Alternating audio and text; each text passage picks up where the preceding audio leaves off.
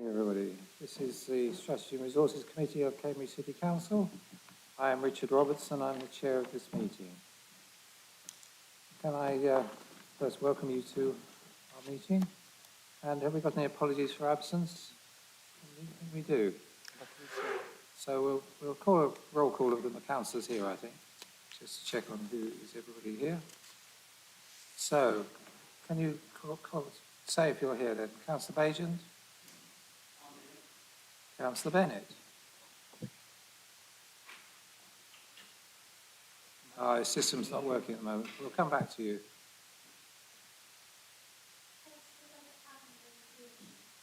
That's not working. Oh, there it says it's working now.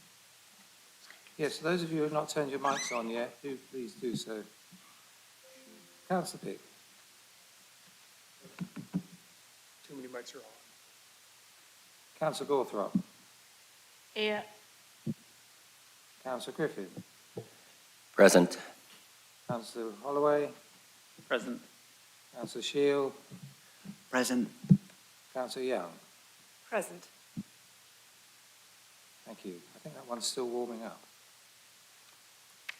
Right. No, we need to know if anybody's got any declarations of interest. Councillor Bajent. Member of Cambridge Cycling Campaign, Chair. Thank you. Anybody else? Councillor Bennett. In relation to item 8, I am a supporter of Save Honey Hill. Right, thank you. Right, if any other declarations need to be made at any time, do so before the item. Now we have the minutes of the meeting in November. On page 5, can I see if those are acceptable? All those in favour, please show. That's unanimous, I think. Thank you. Right, now we move on to public questions. We have 3 which have been published. And our new procedure is that we accept them as having been read and answer them one after another. So the first one is from Wendy Blythe. Is Wendy here? She's online. Okay, thank you. She may introduce herself. So Wendy, do you want to say hello first? Oh, hi. Hi, everybody, and good to be here. Right, and I'm going to ask for Tim to respond to it, I think, is it? To respond to the question. So who's responding to the question number 1?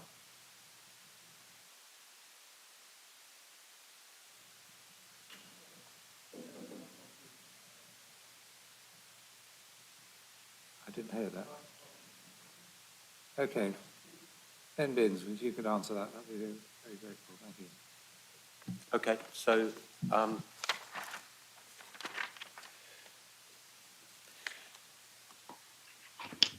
we're not reading out the question. The question's assumed to be read. Am I right, Chair?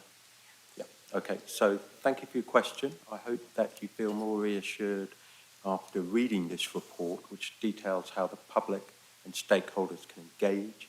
And I hope that you're able to attend the Civic Quarter Liaison Group on Wednesday. There's a separate meeting with market traders the same day. Note that this committee is being asked to approve the next steps in the design of the Civic Quarter for 1.45 million, not for the full refurbishment or for the 20 million. Whilst Cambridge Bid will be a key stakeholder in this, the council-led Civic Quarter project is separate from the work being undertaken to attract investment. The objectives for the council are outlined in the report. These are to create a more attractive central Cambridge destination that will increase visitor numbers for the market, corn exchange and businesses in the area, to make long-term savings to help ensure frontline council services are sustainable by cutting operational costs and increasing revenue streams, and 3, to contribute to the council's target of being net zero by 2030. Thank you. Hello? Thank you. Wendy, do you have any supplementary? Yes, I do, Richard. Sorry, severe So, can you hear me? Yes, we Can can you hear hear you. can you hear me properly? Okay. So, I did have a supplementary question at the last meeting, in which I got a question today, but I did have a supplementary question at the last meeting, in which I did quote what the chief executive of Cambridge Bid said to Cambridge market stakeholders at the previous meeting, which was the quote civic vision for the city centre was going to be commercially driven. Now, I don't necessarily have a problem with commercially driven, but obviously residents were concerned that they hadn't had any input into that the notion of what is commercially driven, etc. So because everything came out of the blue. So that's my supplementary question to last week's meeting, the last meeting, which I haven't had an answer about. But I actually do have a specific question for today's meeting, which is why was a report which is marked as having been in the public domain for 2 years included in the restricted pink pages and not the public section until Councillor Bick complained? And what went wrong? And will the council commit to re-evaluating the reports and releasing any other non-confidential information from the pink pages, please? That would be great if you could do that. Thank you. Ben, you'd like to answer those, please? Yes, certainly. There are a number of reasons why papers may be confidential, and in accordance with paragraph 10.4 of Schedule 12A of the Local Government Act 1972, councils are allowed to do that, particularly if it relates to the financial or business affairs of a particular organisation and of the council. In this particular instance, and regarding Appendix 1, a shortened version has been released, but the full version has been withheld on the basis it contains commercially sensitive information, intellectual property that could be advantageous to bidders in a procurement process. This information is not publicly available from statutory registers of information kept in respect of certain companies and charities. It is considered that since this information was obtained through a procurement exercise, that this bidder may wish to be part of a future design consortia in the proposed procurement for the civic quarter. Then it is not in the public interest to disclose this information at this point in time. Just a quick cultural event. Could we have information about the working cultural event? I'm sorry, we can't take a continuing question and answer session on this, But it's just that. I'll ask you to take that, deal with that with the officers offline. Yes. Thank you very much, Richard. Thank you. Move on to question 2 from Anthony Carpen. Who's over there? Who's in the presence in the chamber. Again, if we're going to assume the question has been read because it was presented in advance. Anthony's just going to move to the right point. Can introduce himself. Yes. Would you like to introduce yourself? And I hope that microphone's on. Right, We are on. Good evening, ladies and gentlemen. Good evening, councillors. Anthony Carpenter. I'm just a local historian and local commentator, I guess. Okay. Right, who would like this? Ben, you? No, Simon. Simon. Our Executive Councillor Simon Smith is going to answer this one. Thank you for your question. The points you raised are very interesting, and I am a student of all of your history documents, and I find them compelling reading. So thank you for what you do, the contribution you make to civil society in the city. So I'll make sure that the points you've made are captured and passed on to the winning bidders. The heritage of the civic quarter is very important to this city, and the report makes it clear that the heritage of the 3 civic spaces must be preserved and fit for purpose for the next 100 years. The approach we're taking is a step-by-step approach, so that the council can make an informed decision whether further expenditure at a time when council finances are stretched. This committee has been asked to approve an expenditure of 1.45 million to procure design consortia and to have a report in November 24 on the recommended next steps. It'd be a wonderful aspiration to complete the refurbishment of the Guildhall in time for Flora Ada Kane's mayoral centenary. And I hope in November we'll be able to provide clarity on the next steps. Thank you. Anthony, would you like to add to that? Yes, thank you, Councillor Smith. The printouts that I've handed out to all of the councillors mainly are links from my public question. They also include the Cambridge Leisure Strategy 1996-2000, which I found in the Cambridgeshire collection, which I hope will allow councillors and also the public to have a look at and make comparisons between what life was like when I was a teenager growing up here versus now, and kind of like do a kind of like a progress check. I've included in the printouts my various suggestions on how, for example, this chamber could be lifted up to the roof to create a new theatre space that could be handed out to, hired out to the private sector. But also I'm kind of mindful that the issue of the concert hall will always come back, ditto the swimming pool. With that in mind, and linking to what the former Vice-Chancellor Sir Ivor Jennings promised the city back in 1962, can the Mayor convene a meeting with the Vice-Chancellor and Masters and Presidents of the colleges to discuss how to deliver on Sir Ivor Jennings' commitment when he was Vice-Chancellor of the University of Cambridge to fund half of the cost of a brand new concert hall, not as that will then give the extra flexibility for the Corn Exchange options. Thank you. Well, that was a question for the Mayor. Sorry? That was a question for the Mayor. Am I correct? For the Mayor? Well, I kind of made a request through you, Councillor Smith, but I'm also aware that the Mayor is here in a committee capacity, but I don't want to throw her in it. Okay. So, obviously, policy and strategies and finances have moved on somewhat since that time. And we've got some very large developments emerging in Cambridge, as you know. And one of the developers is obviously still at conceptual stage, is floating the idea of a new concert hall for the city. So I think we just have to be patient and wait to see whether that transpires. But I think a city the size of Cambridge could do with a major concert hall.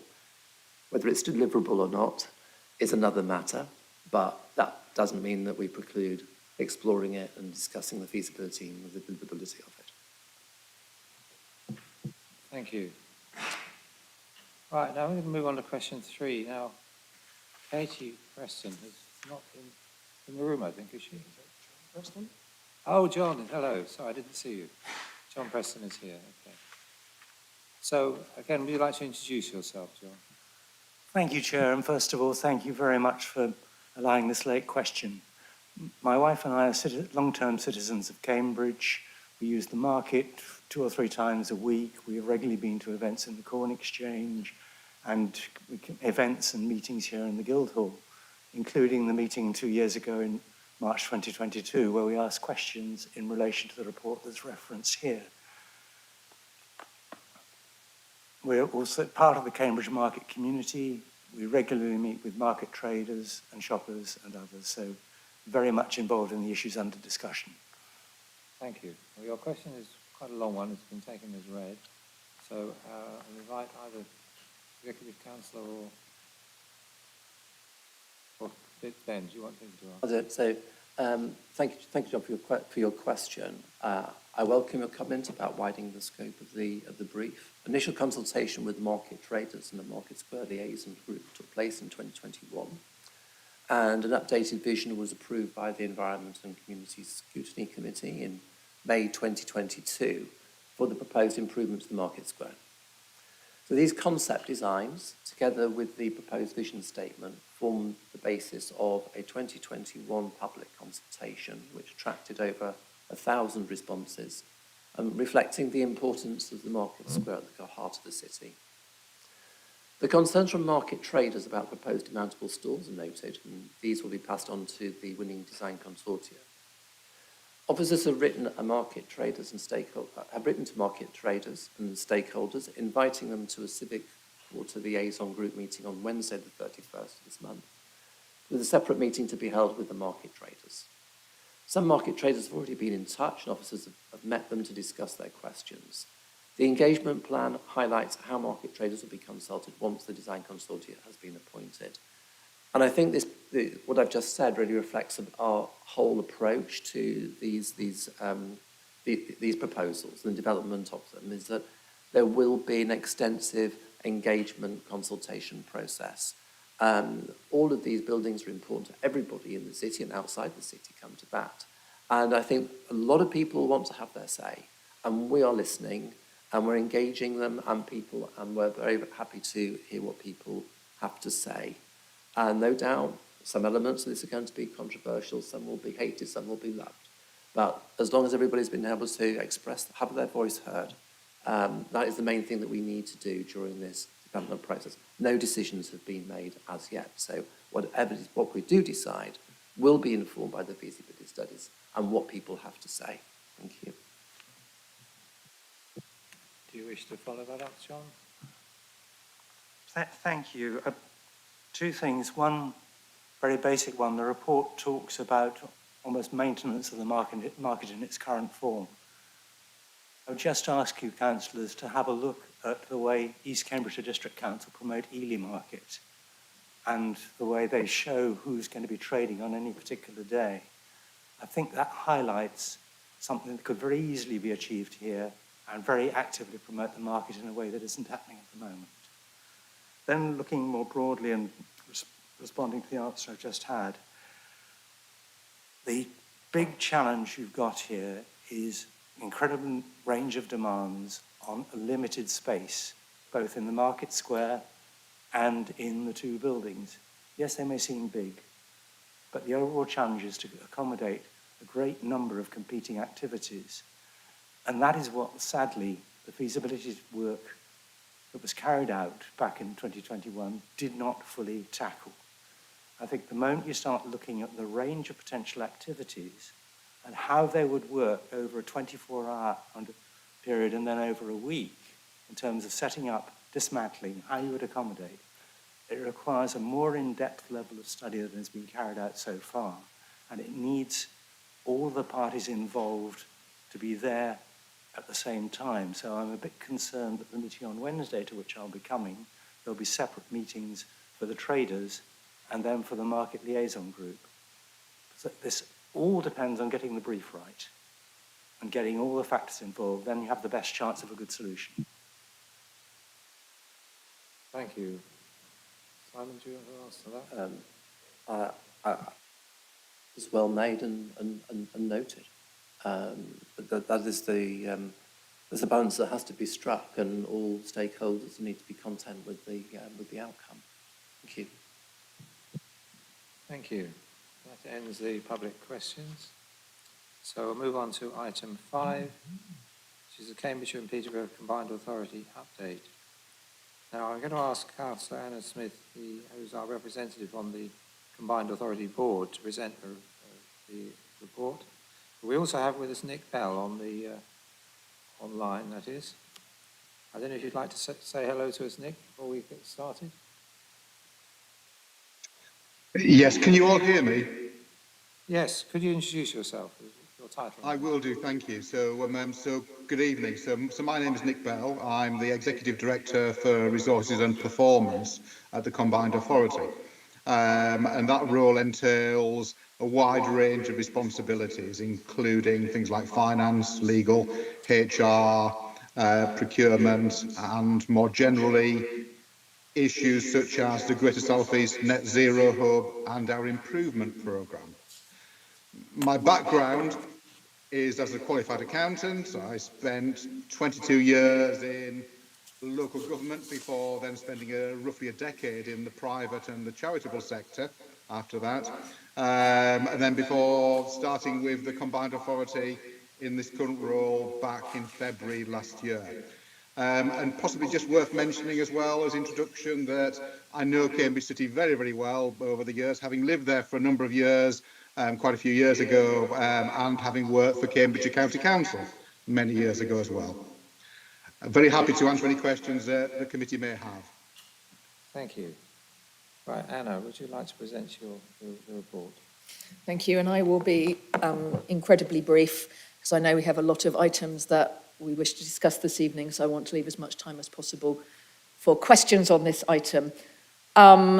I guess the key thing to note is that the Combined Authority Board meeting is on Wednesday and papers have been published, and you will all hopefully have access to those online. That board meeting is going to include several items of particular interest for Cambridge. There are several items of interest for Cambridge in the budget and also items of interest for Cambridge in the Mayor's budget, including the bus routes that are proposed to be funded as part of the precept if the precept is passed. And I know that members of this committee will probably be particularly interested to note that the restoration of our direct link from Histon Road to Addenbrooks is on the list of routes to be, for detailed plans to be worked up, but there are also proposals for things like a new orbital bus route and looking at how some of the routes for students who attend sixth form or further education college in the city but currently do not have a good bus service may be served as well. So there is plenty there of interest for Cambridge. We have also been doing a lot of work on moving forward on bus reform. And I particularly, by the way, want to say thank you to Councillor Holloway, who is also our reserve on Overview and Scrutiny Committee. And so this is his second shot today at scrutinising some of these topics on the Combined Authority papers. So thank you, Councillor Holloway, particularly for that. But I will leave it there. I'm very happy to answer questions, but we do also have Nick Bell with us. This was on the basis of the last meeting, but one where we had Rob Bridge with us, and I think that was certainly had comments from various members of the committee that was a very helpful thing to connect us as a city more closely to some of the officers at the Combined Authority. So we felt, given that we have the big budget meeting coming up on Wednesday, it would be a good opportunity for us all to meet Nick and to be able to ask him questions too. So I think with that, I will stop, and Councillor Robertson, over to you for any questions that people might like to ask. All right, can I see any questions? Councillor Bick is off the mark. Thanks, Chair. I have a series of questions about the transport aspects of the Combined Authority. And perhaps I'll ask all of the questions and they could be sort of itemised in the response. The first was, and I have raised this before, I got a good answer, but now we're so close, it's quite important, I think, to have another confirmation from Nick that the bus subsidies, the 100,000 that is proposed to take out of our own budget, indeed are still present and correct in the draft budget, ready for approval by the Combined Authority later this week. That was the first question. The second one, I understood from when I asked the question before about those services and that subsidy, I was assured that the funding from the Combined Authority was not coming from the proposed increased precept, but was coming from existing resources, which is good to know. But I wondered if it could be explained conceptually what is the difference between the services that are going to be subsidised from existing resources, what's the difference between them and services that are proposed to be subsidised from the precept? It would be quite interesting to know how that separation was made. The third question, indeed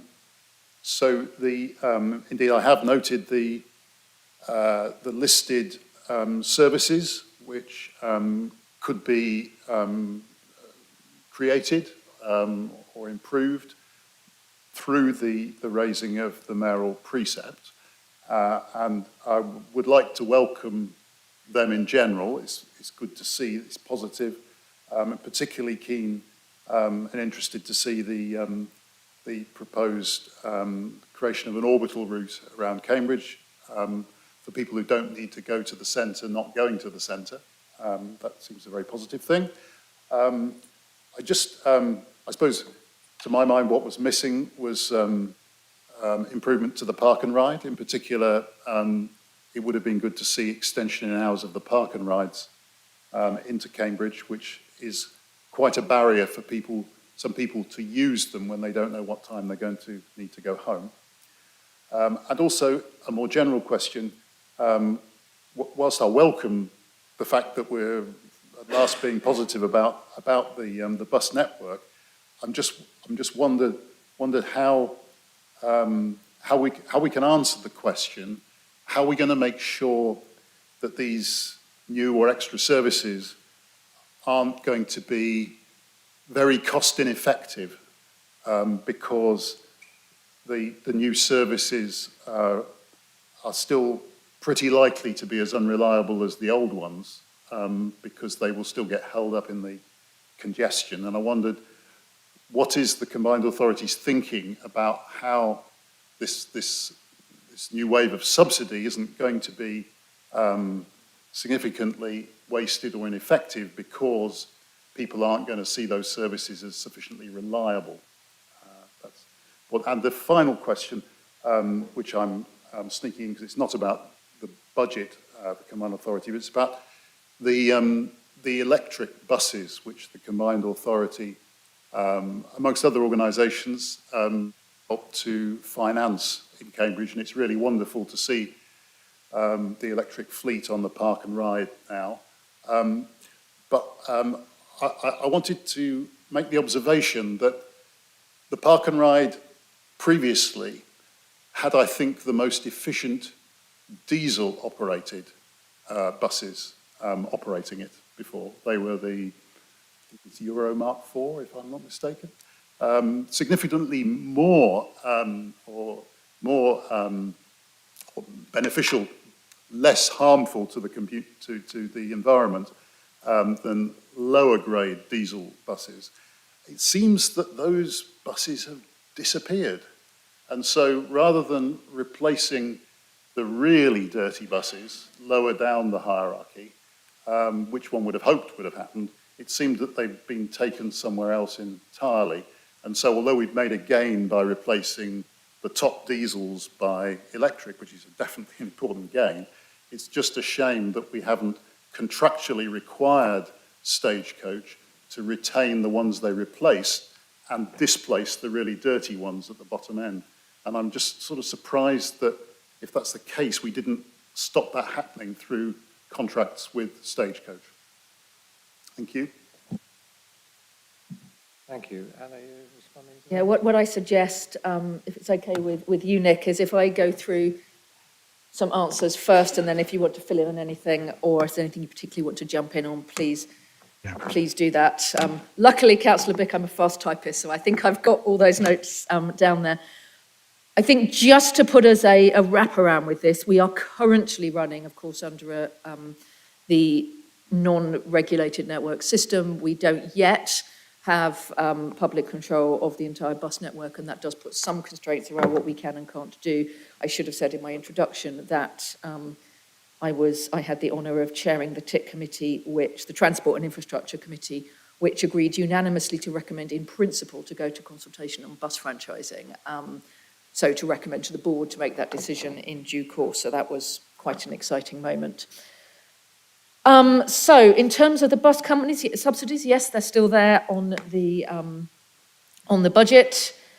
The difference between these and the precept suggestions, it's really just a case there were some things that were already in the system that we had already budgeted for and can budget for with or without the precept, and there are some things that if we want to do more to not only, I mean, last year the precept was really around saving 23, 18 plus 5 routes that were under threat. This is about securing and to an extent extending and improving the network. So there are some bus routes that were already in place. This was one of them. But the precept is the list that you see on the papers.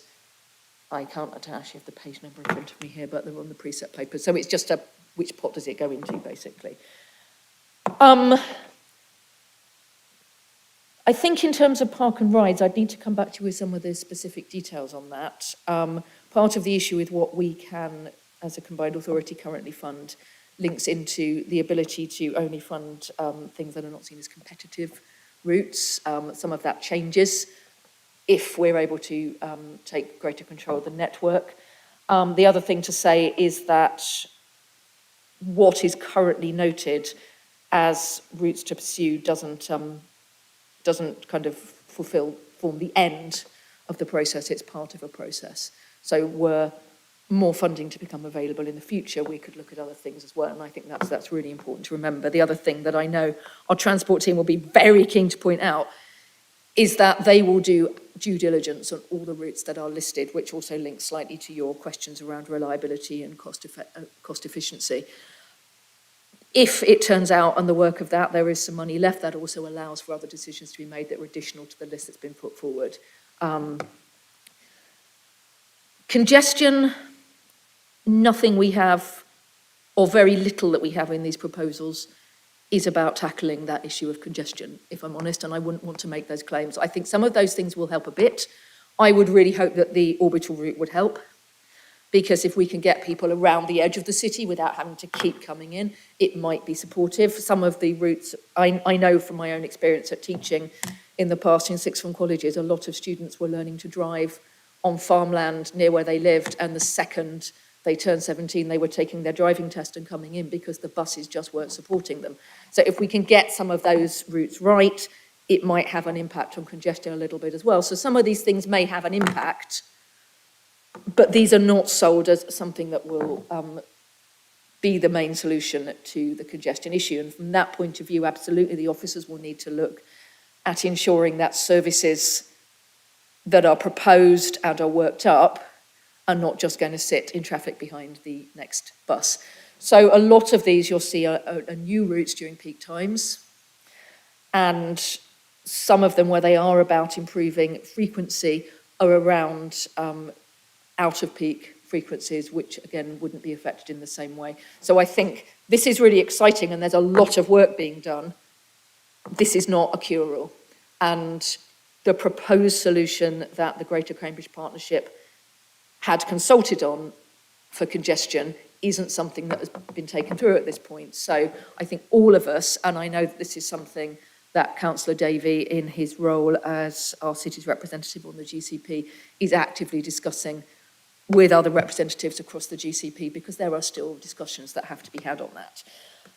Electric buses, I can't give you the answer to where the buses has gone. I would love to find out those, so I will try and find out and get that tabled via the officers as an addendum to this set of minutes. Nick, is there anything I've missed that I ought to add in there? I maybe just add a couple of things, if that's all right. The first of which is in relation to the bus subsidy of £100,000 that we've picked up. Absolutely, you're right, Councillor Smith, in relation to that answer. But also, I think just worth noting that what we tried to do is existing routes which were part of the bus network review, and of course those buses in Cambridge, the ones we're picking up the £100,000 of, were existing ones. We've tried to pick up through our own existing resources, whereas the precept is very much looking at either new routes or more frequent services on existing routes. So there's that differential, if I may, through there. And then the other one, just to add to your comments in relation to congestion, which were absolutely correct. The other thing that we're looking to do, because I believe that Councillor Bick was talking also about reliability more generally, is to try and ensure that we're putting in more focus around supporting the bus operators with driver training, so that they actually have sufficient drivers as well to be able to run the new routes in the future. So we're working with them closely to enable that to happen. So just those two points. Thank you.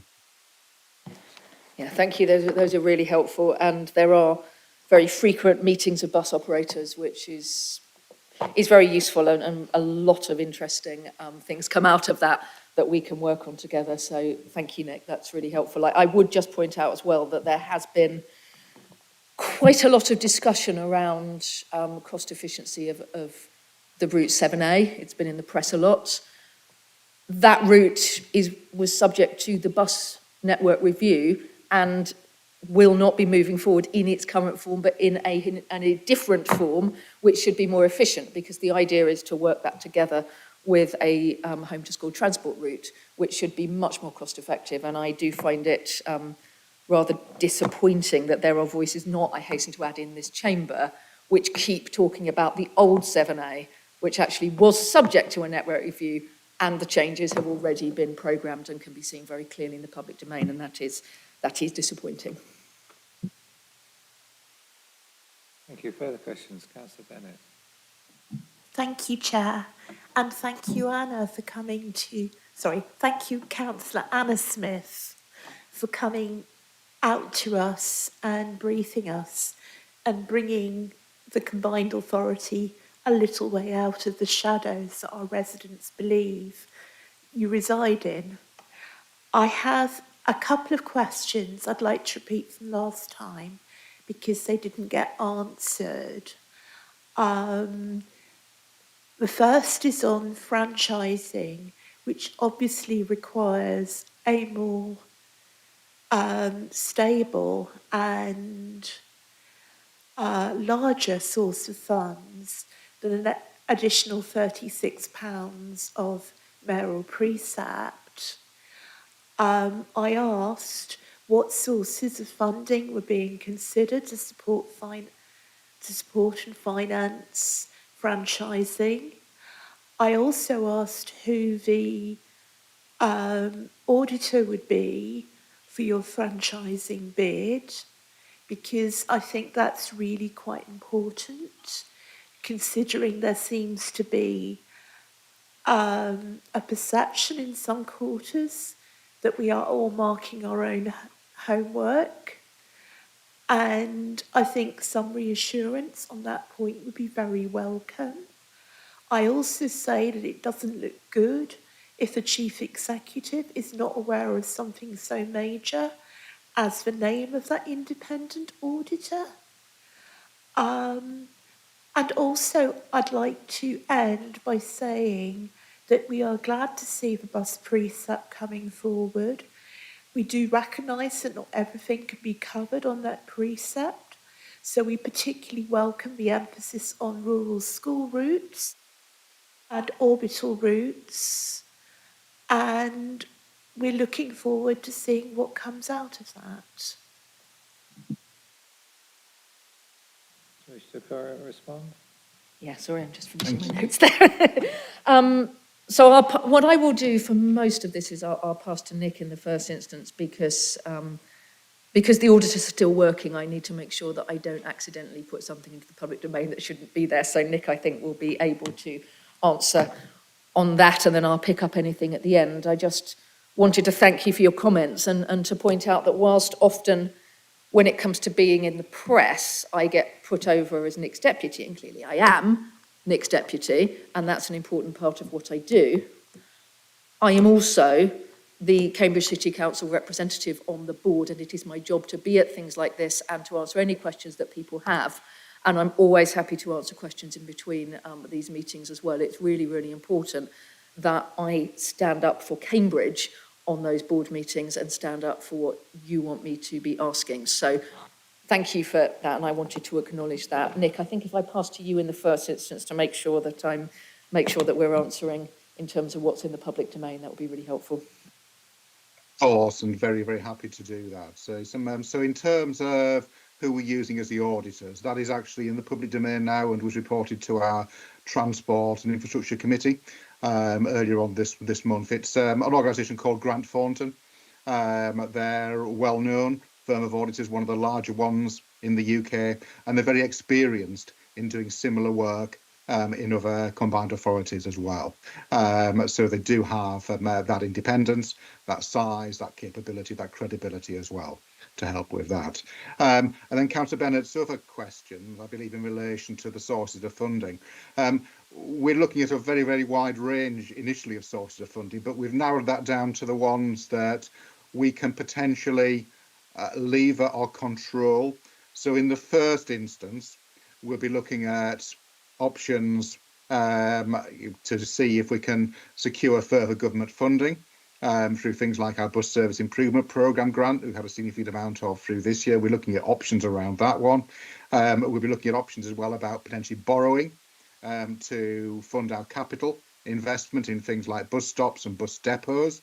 Again, at the moment, we haven't done any borrowing as a combined authority since we set up in 2017, but it is within our powers to do so, should we require to do that.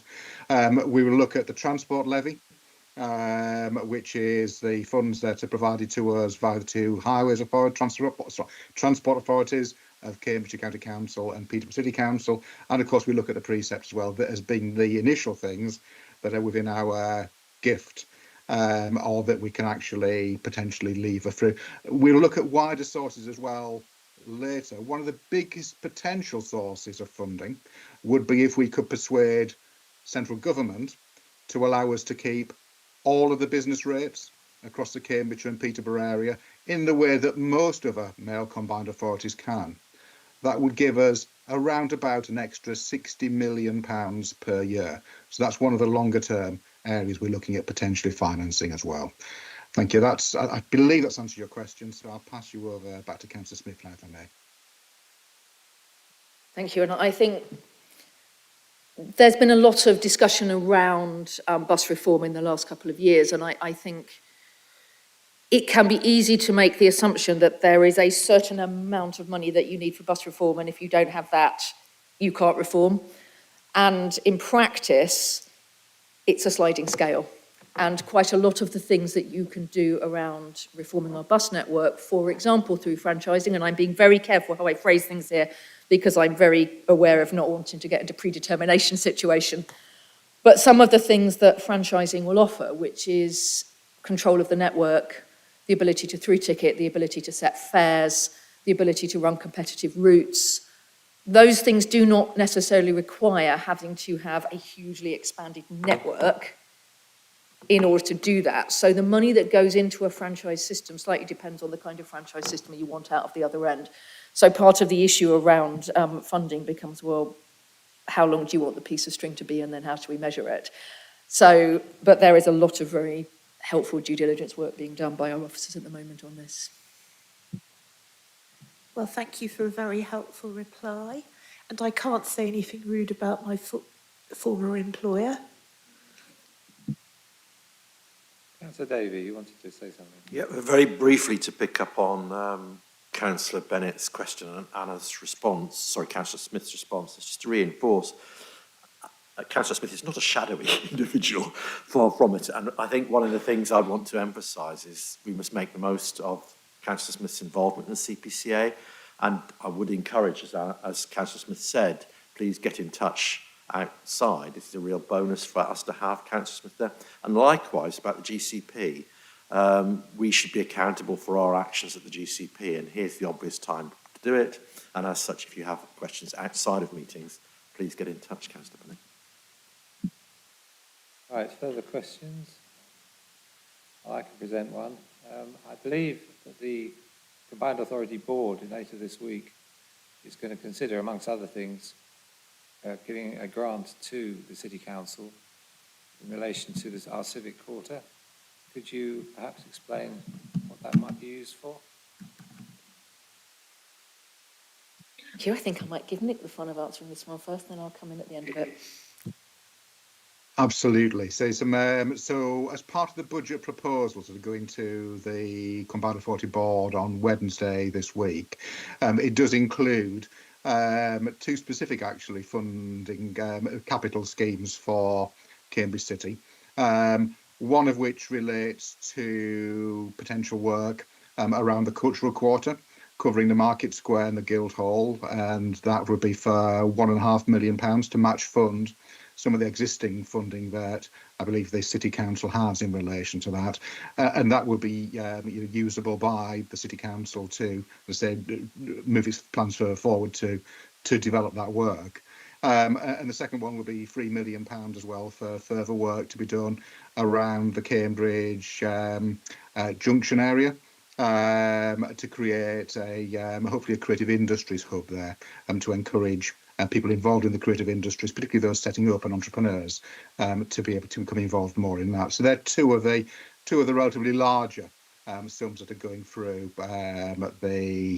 Hopefully they're still proposed and hopefully be approved at the Combined Authority Board on Wednesday this week. Happy to answer any more questions, but I think that picks up the issue that you raised there. Well, that's very welcome to hear. Let's hope that's agreed later this week. Any further questions? No? All right, thank you very much, Anna, and thank you very much, Nick, for joining us tonight. And we'll carry on with our business now. Thank you. Thank you very much. Delighted to be here. Thank you. Right, we'll move on to item 6, which is the Corporate Policy and Partnerships Group Design Programme. And Chief Operating Officer Jane Wilson, I think you're going to introduce this. Yes, Please go thank you, ahead. Chair. So, okay to start? Please go ahead. So the purpose of this report is to bring for scrutiny the proposed framework for a new corporate hub. This isn't always seen as the most obviously exciting part of the council, but it is crucial to its effective and efficient operation. Prior to the senior management review last year, we did not have a corporate group. What we had was a series of separate corporate functions, many if not all of which were performing reasonably well, but they were all performing quite independently of each other.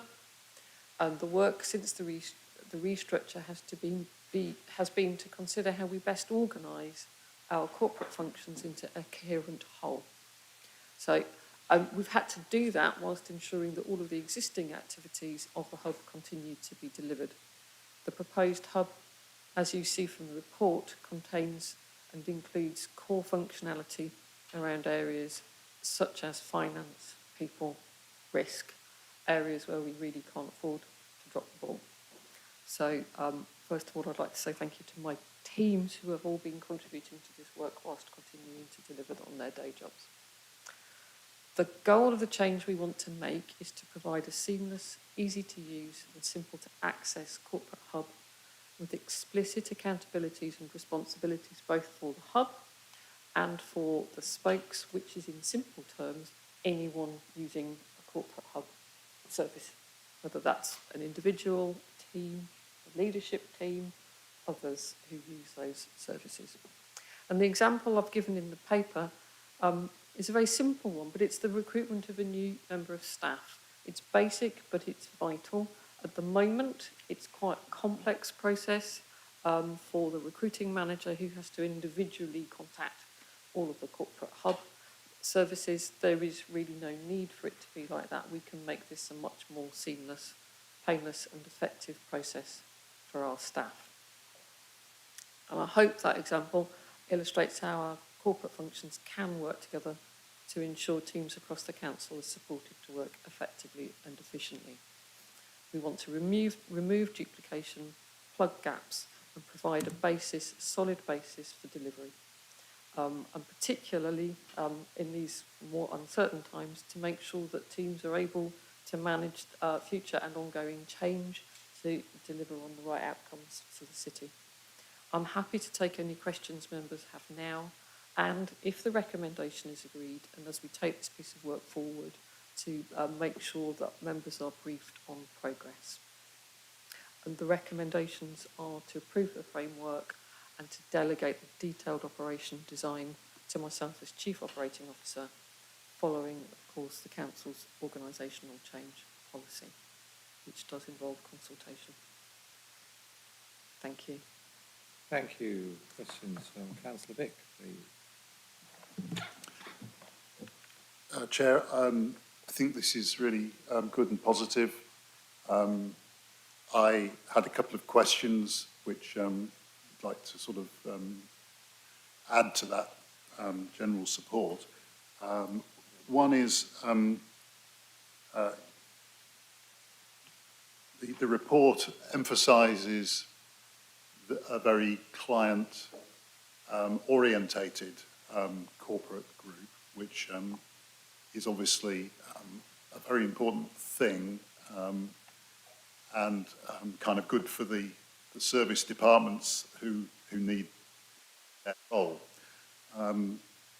But in my experience, a corporate function also needs to have at some level a role about ensuring certain standards on an organisation-wide basis. So I wanted to avoid using the term sort of policing, because I know that doesn't introduce the right tone, but at some level there must be some aspects of what the corporate group do that actually safeguard the things that are non-negotiable for the organisation as a whole.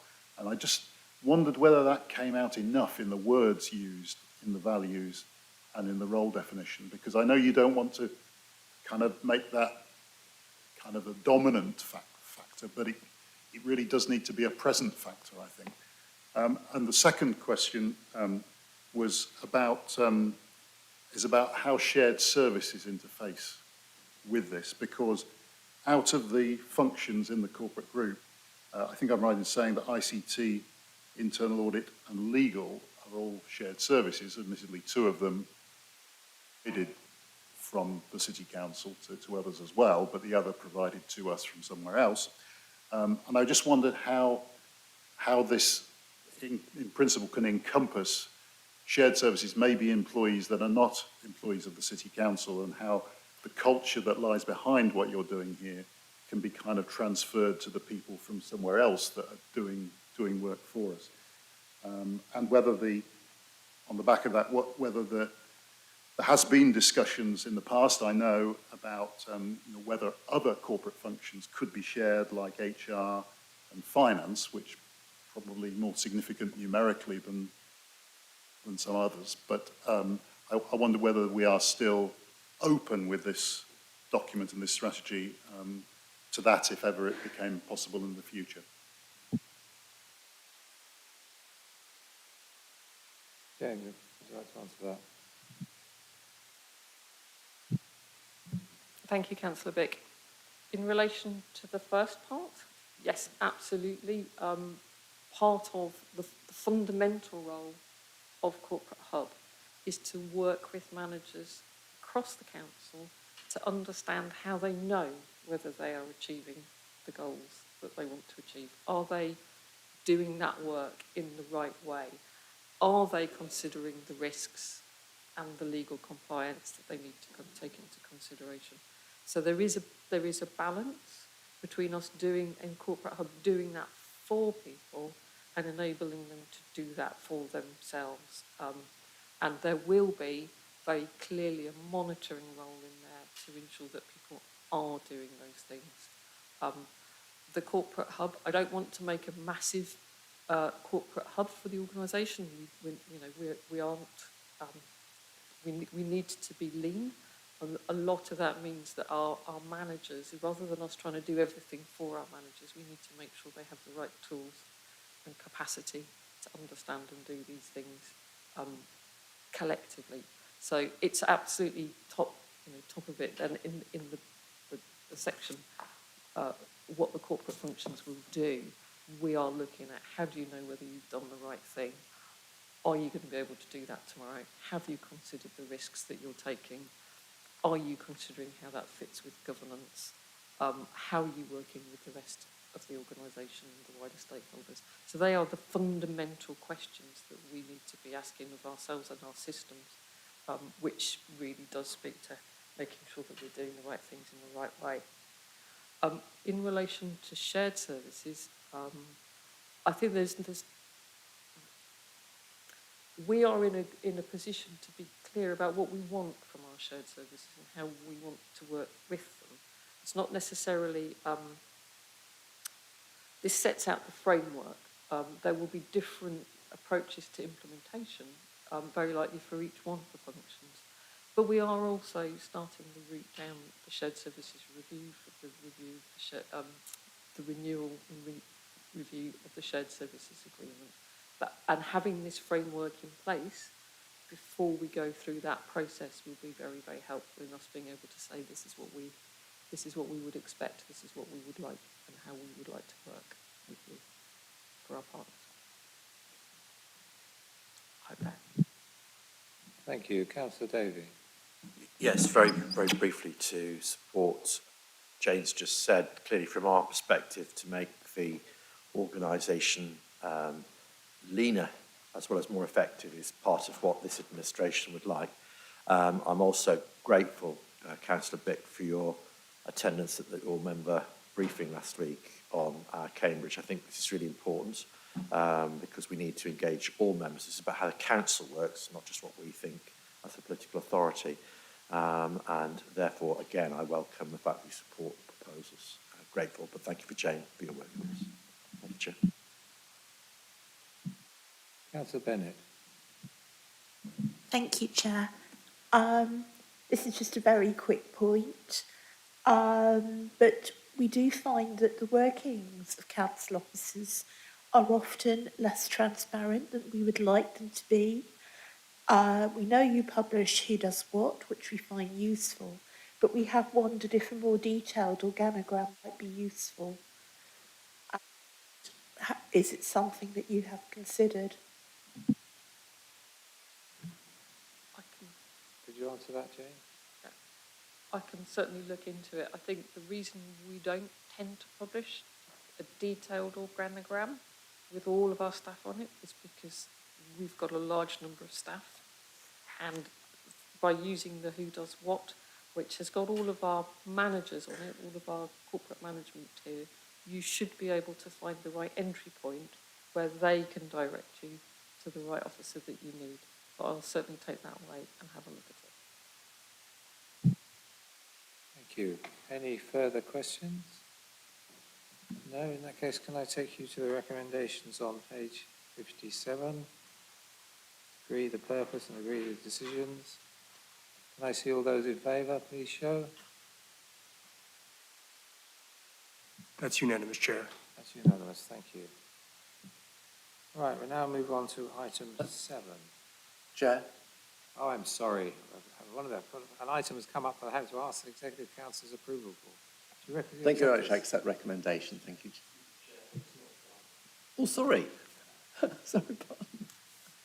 Councillor Davey, do you agree with the recommendation? I'm here for a very important function. I'd like to fulfil it, Chair. So, yes, I do accept the recommendation. Great, thank you. Now, item 7 has been patiently awaited. Now, there are elements of this paper which are confidential, and we may need to exclude the press and public for those items if you wish to discuss those. I'm hoping that we quite a good discussion and debate before in public of the items which are not confidential. I'm hoping that's what we're doing next. But anyway, Councillor Bick, you wanted to comment something? Chair, I would agree with what you've said. I think that it would be most desirable that we have our discussion in the public domain and avoid a private recess if that can be done. So that's where we are. I do, just if I could say as well, that I do regret it that there is such a vast amount of material on pink papers which is obscure from the public, which I think is a shame, and I think it sets up a sort of feeling which doesn't actually help the progress of these projects. I appreciate that since I've made my point that some additional aspects from the reports have been made available, and I'm obviously of the view that the more that is in the public domain, the better. But it's still, I think, it's not a very clever way of doing it, but if you count the pages, there's still much more in pink papers than anything else. I just wondered whether to kind of just clear the air, whether it would be possible for an officer just to take us through appendix by appendix, saying a few words about why that document is not in the public domain, because I think that would maybe help a little bit. I think you're right. I think that would be helpful. Ben Binns, would you be able to provide an explanation for those? Yeah, happy to answer that. I'm assuming everyone can hear me okay. Just like to check the microphone. So Appendix 1, as explained in the public question, and for all the appendices that are commercial in confidence, relate to the fact that it contains commercially sensitive information, and I will go through each point in turn, but ultimately the release of that information would mean an advantageous to bidders in a procurement process. So if we start with Appendix 1 or A,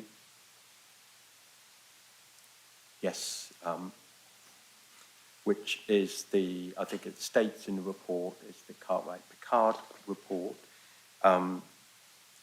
There is significant information in there that relates to intellectual property that could be considered advantageous to bidders, just by way of an example of how to achieve net zero, for example. And so it's that type of information that's been withheld from the public, because once we go to procurement, we do not wish other bidders to benefit from that information. They need to come forward with their own ideas. And of course, that bidder, that company may wish to bid themselves as part of the consortia as well. There are other appendices, and I'll just have to remind myself of the order they're in, but I think Appendix B, if I'm correct, relates to the KIP appraisal. The KIP appraisal relates to financial information in relation to Mandela House. And again, that's highly confidential. And I will say that as a summary of the report, these figures are high level. They will have to be tested with further market testing and commercial review, which will come back in November for stress testing and checking of those figures. So that's withheld from the public, but we have disclosed the figure that the end result is, which is 16 million for the disposal of Mandela.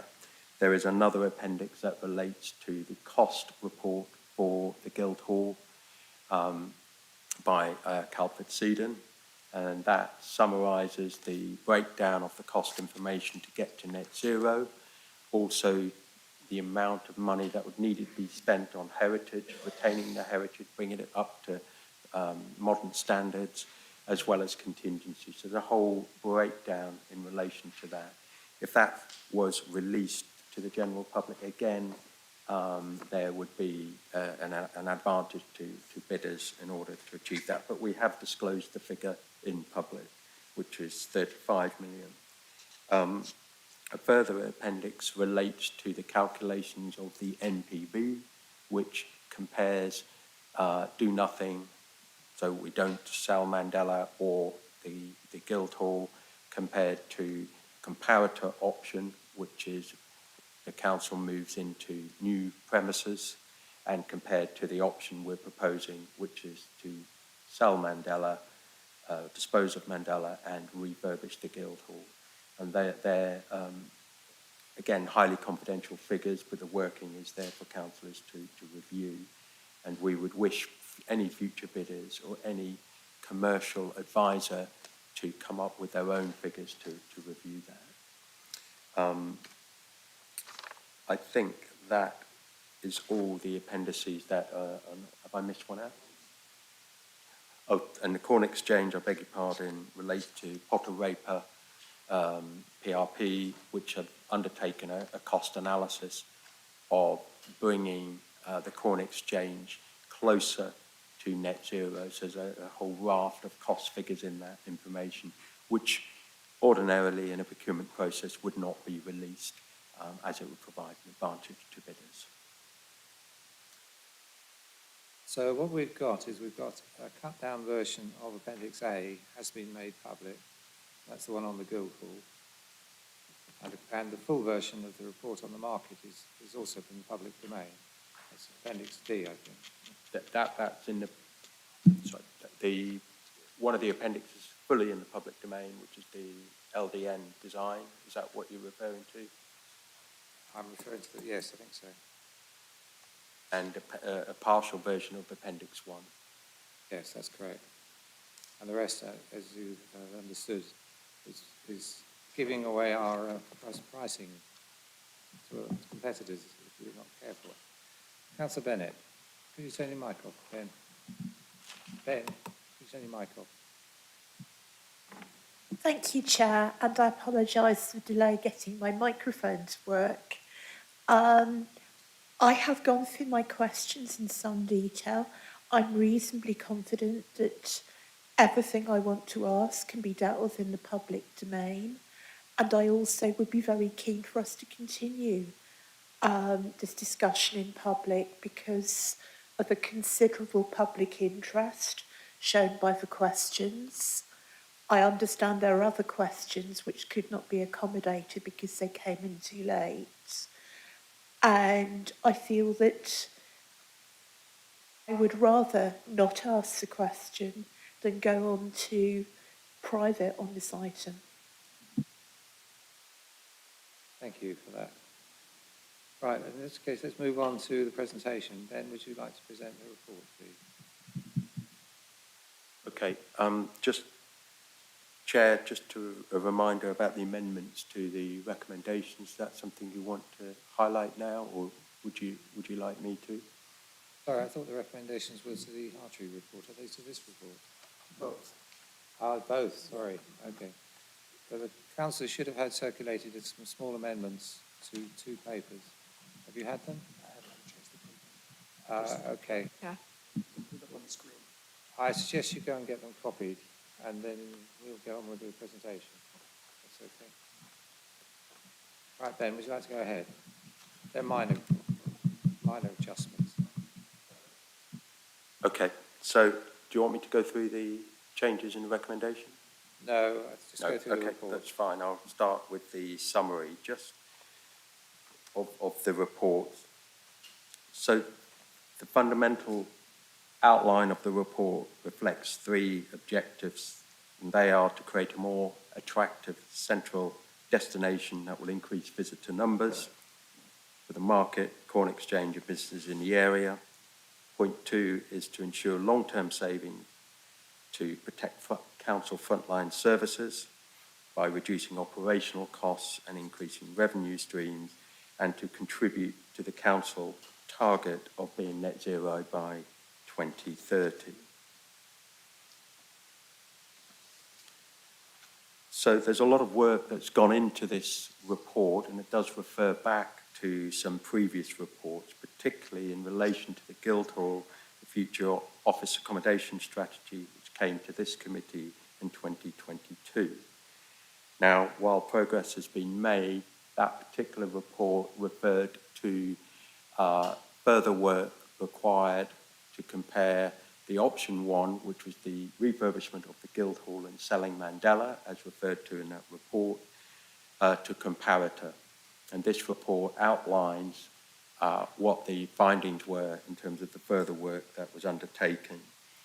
And they include that if the council were able to achieve and realise 16 million from the disposal of Mandela House and the refurbishment of the Guildhall for 35 million, then that could produce a net present value of 22 million.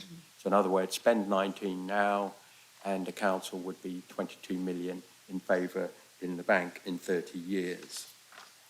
Now the reason why that is possible is because currently the council's spending 2.3 million in outgoings in running 2 offices, which is Mandela and the Guildhall.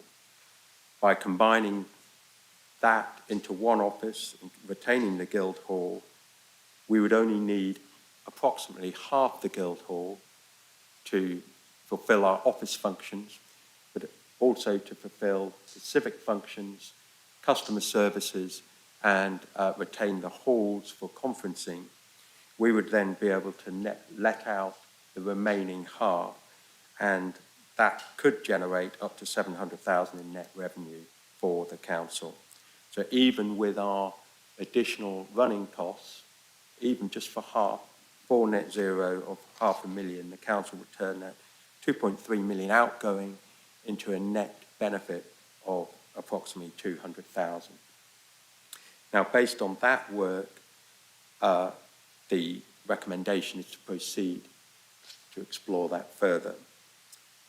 In combination with the work undertaken on the market, particularly the report in March 22 to the Environment and Community Scrutiny Committee, which referred to a specific vision for the market square, we have an opportunity to carry that forward, noting some of the concerns from traders that have already been mentioned in the public questions, but also to continue with the business as usual to ensure the market continues to function effectively and to bring forward a report to the Environment and Scrutiny Committee in March 24 on the market status. At the same time, the Corn Exchange has a current asset plan or capital cost 10-year projection of approximately 5.5 million with some limited carbon reduction measures in there.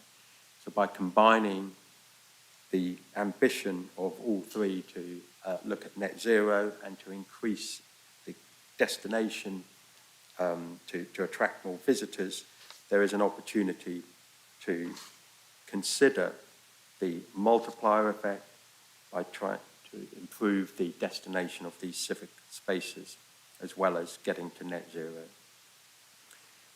The combination of that work would also contribute towards a business plan for the combined authority bid of 1.5 million. That's also been mentioned. That was announced on November the 30th and hopefully be confirmed in the next few days. So the ask of the 3 civic quarter spaces is for the committee to approve 1.45 million to take to REBA 2 to contribute towards a design consortia and to bring back a report in November this year. And what the ask is to bring back to November is more detailed designs and survey work, a commercial report that reflects the market opportunities to lease out half the Guildhall, and to have a more robust appraisal in order for the council to make a more informed choice. Now, we know the Civic Quarter, the Guildhall, the Market Square and the Corn Exchange are very important to the people of Cambridge, and we've got a comprehensive engagement plan that's also detailed in the report.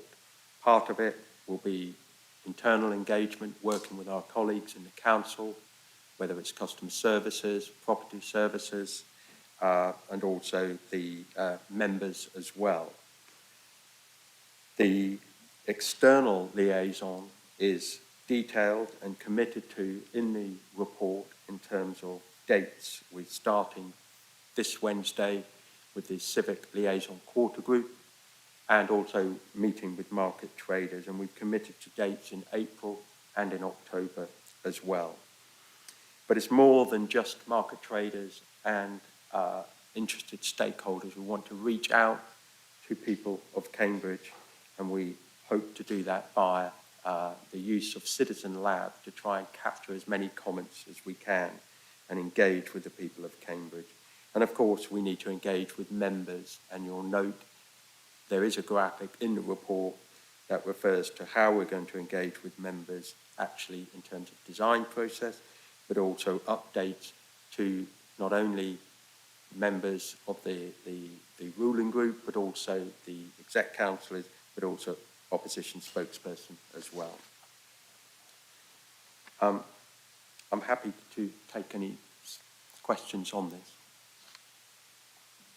Thank you. I think there's going to be some questions. Yes. Councillor Bigg. Chair, I don't know how you want to organise this, because I imagine, like you say, there's going to be quite a lot of points that everyone wants to make.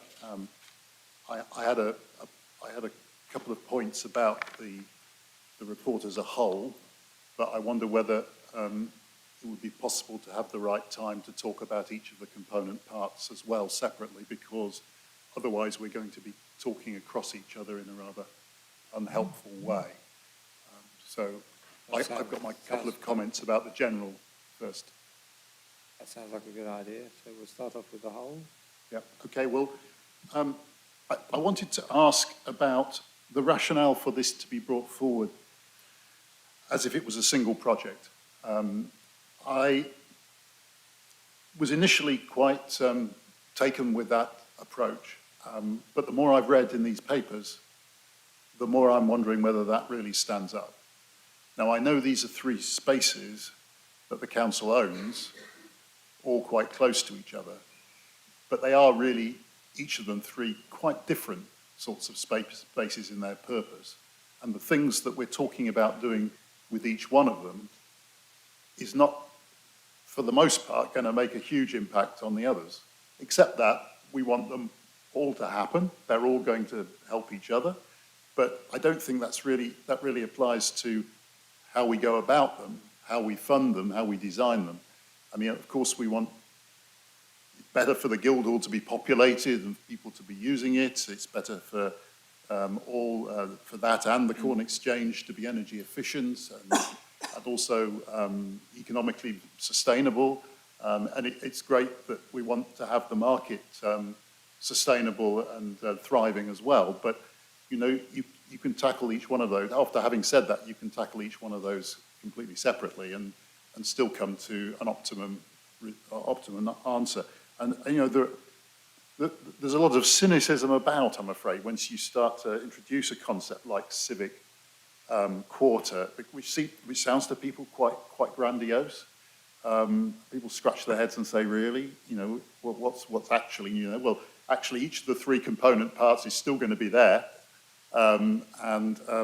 It's not that new.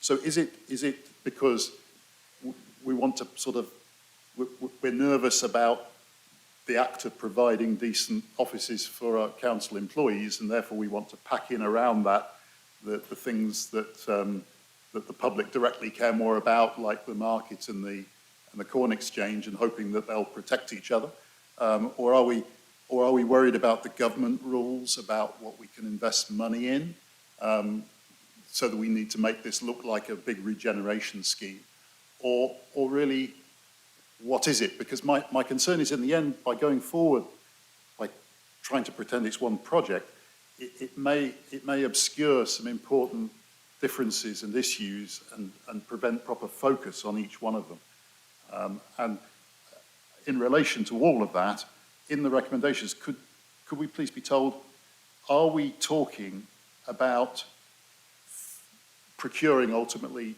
3 separate design teams for these 3 components? Or are we talking about one design team for all 3 components? Because it seems to me that it's likely to require quite different focus, and likely that bids will come forward that are best for one but are not best for the others. And I'd just like some clarity on what we're actually voting for when we come to that, please. I'll just make a comment first, Ben. I'm sorry you feel that the 3 areas of the civic quarter are all separate. They are at the moment, but there's no reason why they should be, always.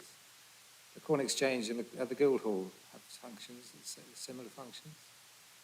The Guildhall could become much more part of the public's domain than it is at the moment if it was had civic space and commercial space in it.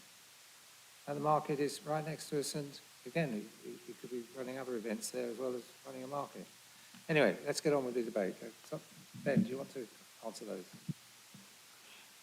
Yeah, happy to try and be a bit more specific, if I may. Then, so why together? I think there is a very strong argument to consider public realm, which the interconnections between the market, Guildhall, and the Corn Exchange.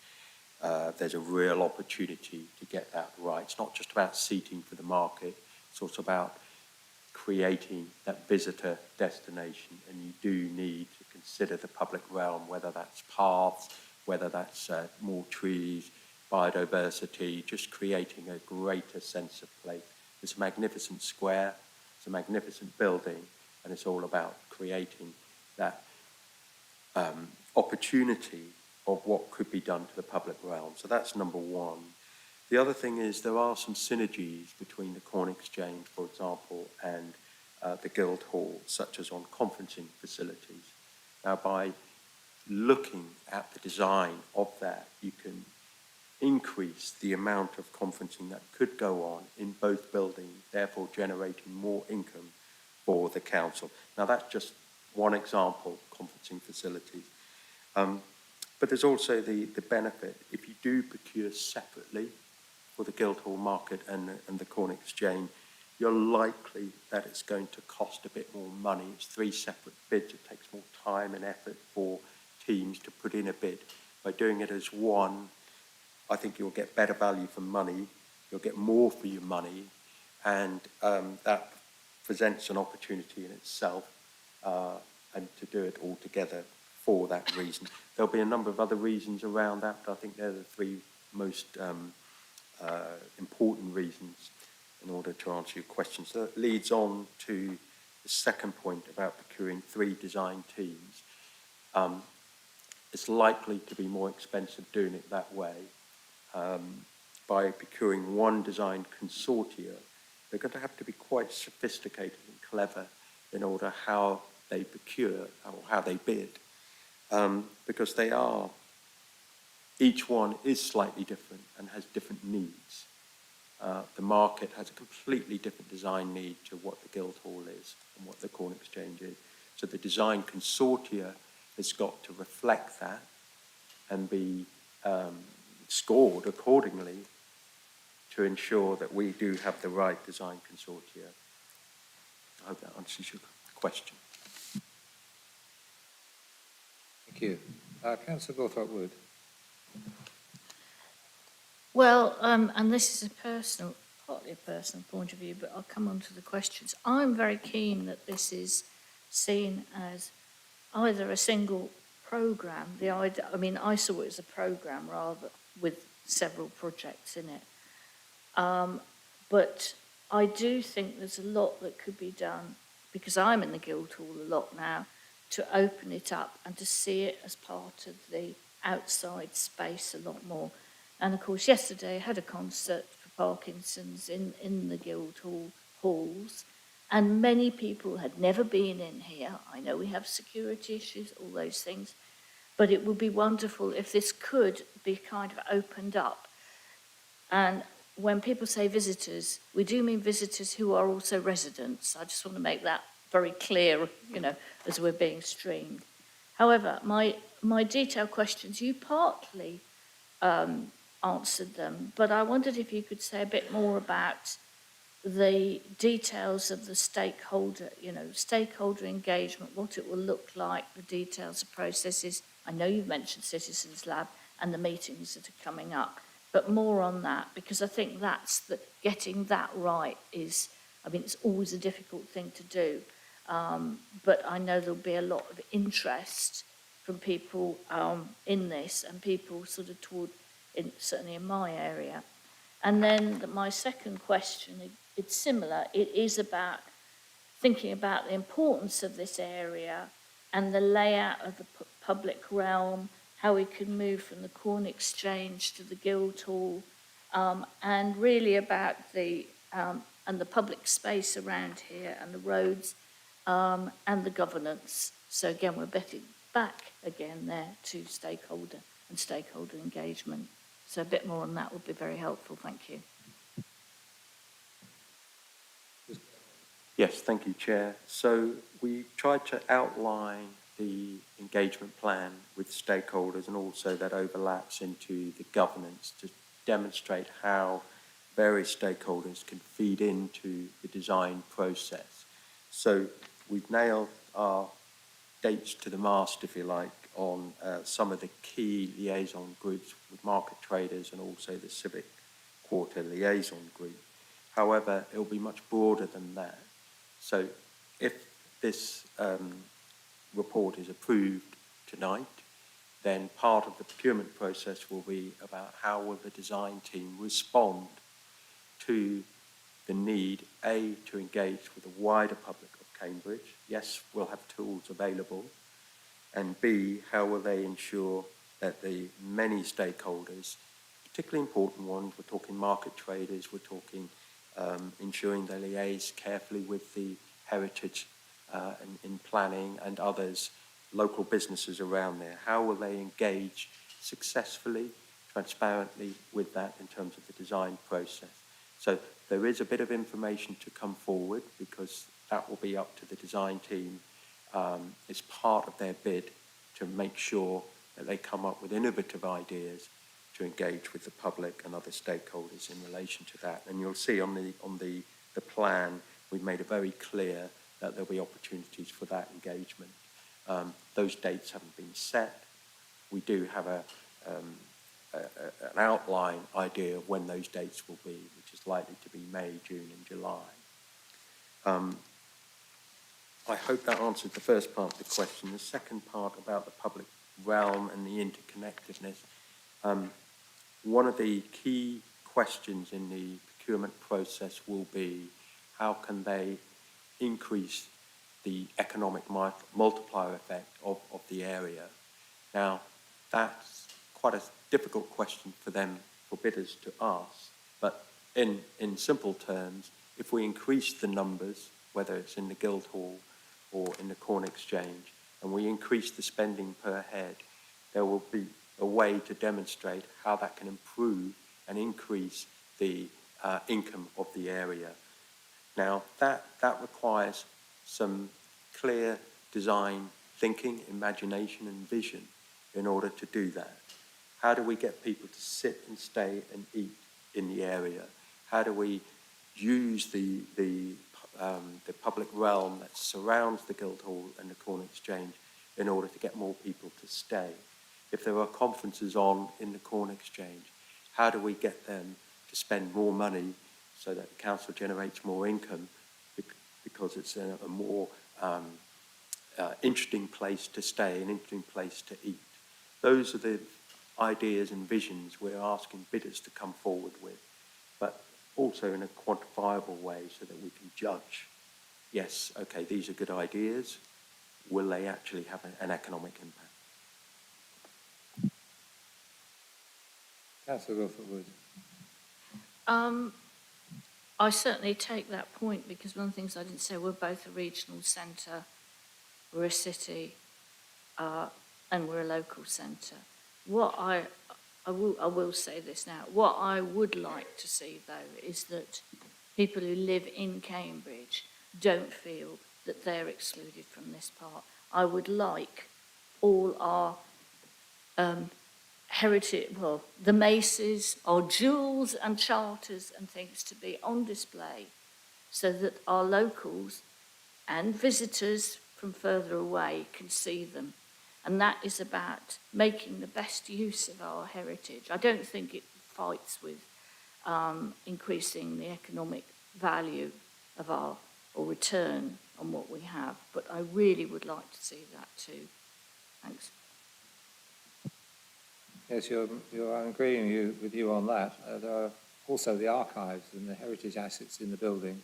They all need to be thought about. I mean, we're not just looking for efficiency, we're looking for something to care for the heritage that is under our control at the moment. Councillor Shields, you wanted to say something?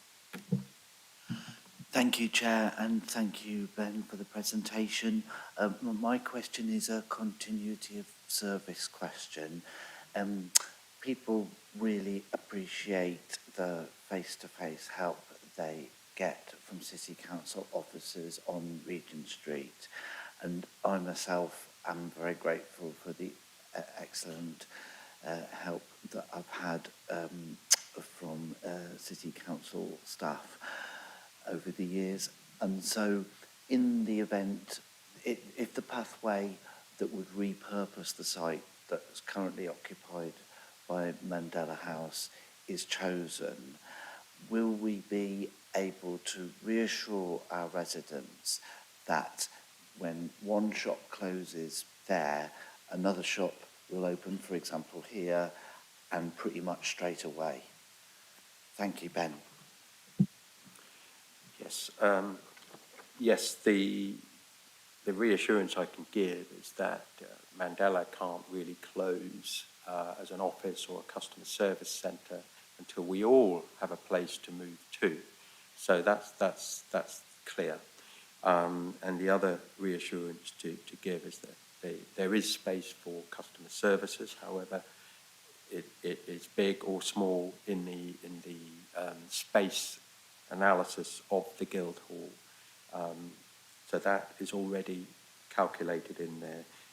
Although it is just worth noting that I think we only had 1.9% face-to-face meetings and the majority were done digitally. So just to make that point there, but I hope that answers your question. Yes, thank you. Councillor Bennett. Thank you, Chair. I've got rather a lot of questions. I can see there's a lot of interest in this, so I propose just to ask the first one and then let other people come in. I've also had the advantage of being able to ask Ben some questions before the meeting.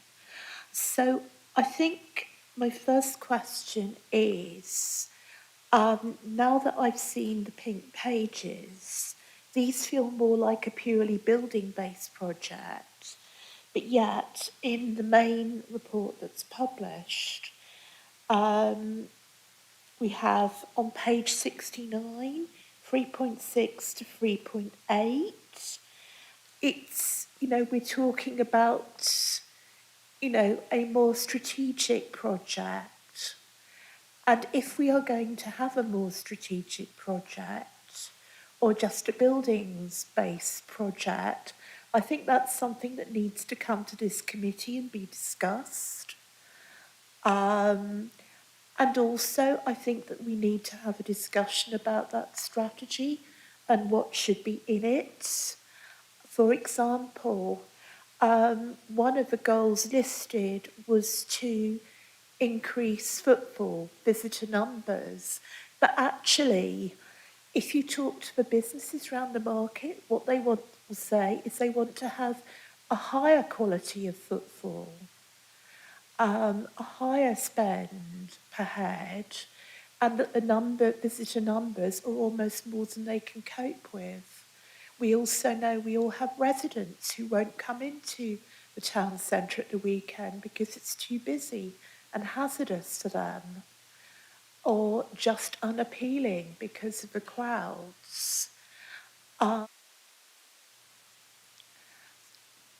am aware, because I occasionally do conference booking for my professional organisation, that we have over 50 conference venues in Cambridge already. And I just wonder what adding one more conference venue actually does for us as a city. We already seem to be overweight on that.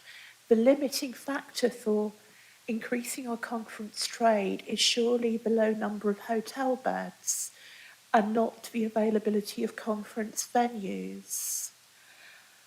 I would say that conferences and weddings tend to go hand in hand.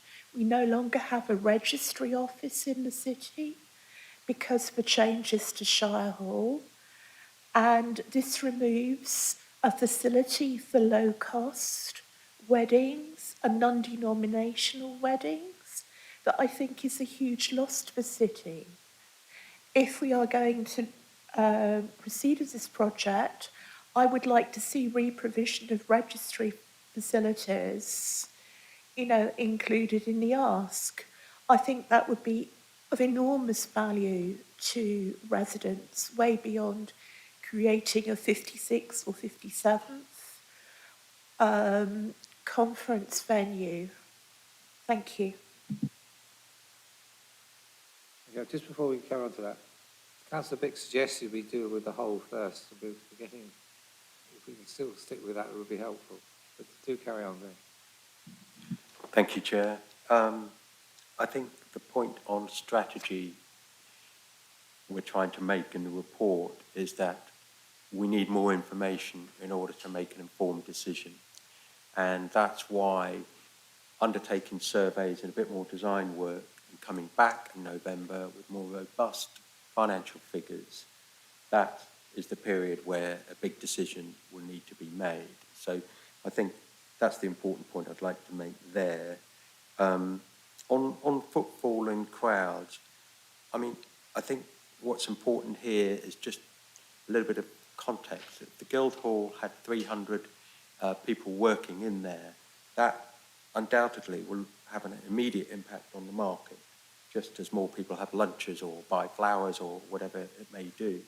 And it's those immediate impacts that can have a significant economic benefit. So we're not talking coachloads and coachloads and coachloads. What we're trying to say is, if concerts are going on in the Corn Exchange, can we get them to stay a bit longer so it benefits the market or benefits the council in another way? In terms of the conference venue, the officers that have assisted me in this report are already saying that conferences are being turned down because they can't provide in the same way as universities. So universities get that income when it could be income for the council. So I think we also need to be careful as well as what we mean by conference, not just about conferences for tech companies. We're talking a whole variety of conferences, such as the one that was held here yesterday. So I think there'll be an opportunity for members or the council to decide whether there's different layers of pricing in relation to that. I'll take your point about the low-cost weddings and registry. I think that's an excellent idea. We can take that on board and make sure that's part of the engagement and fed into the design process. Thank you. Councillor Davey. Yeah, very briefly, it's addressing Councillor Bick's earlier point. Without wishing to oversell ourselves, I think this is quite grandiose, if I'm honest. This is the major city in the eastern region having to look at the centre of the city, and therefore you have to do that, I would argue, very much in looking at all the major assets that we have, because they are interlinked. That's not to say that they want, as Councillor Robertson's already indicated, because it's such a large programme, it'll have to be split into parts in due course. And I think that has to be recognised. Any other project would have to do that because you break it down into various different work streams. But I think at this point, which is very early days, we have an opportunity to change the whole centre of this city, and to not look at that in the whole would be a mistake in my view, and therefore it's right, as Councillor Robertson indicated, to look at this in the whole at this stage. That's not to say to carry on like that. Thank you, Chair. Thank you.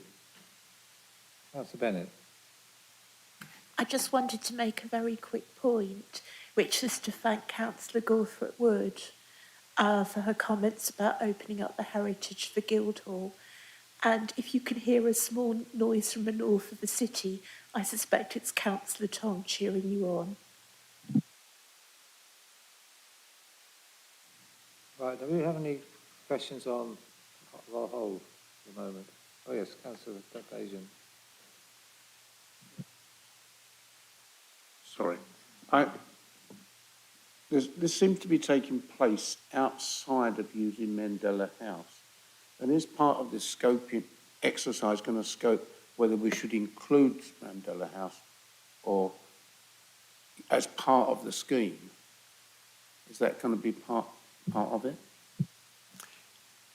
So we've undertaken a high-level appraisal that's given us a figure.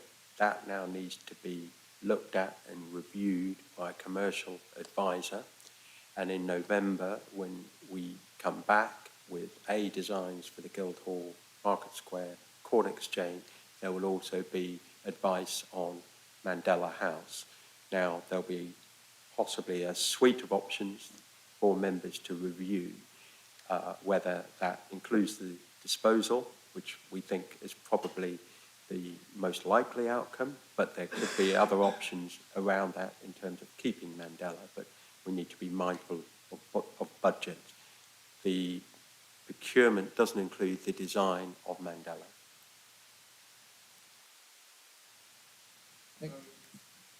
Sorry.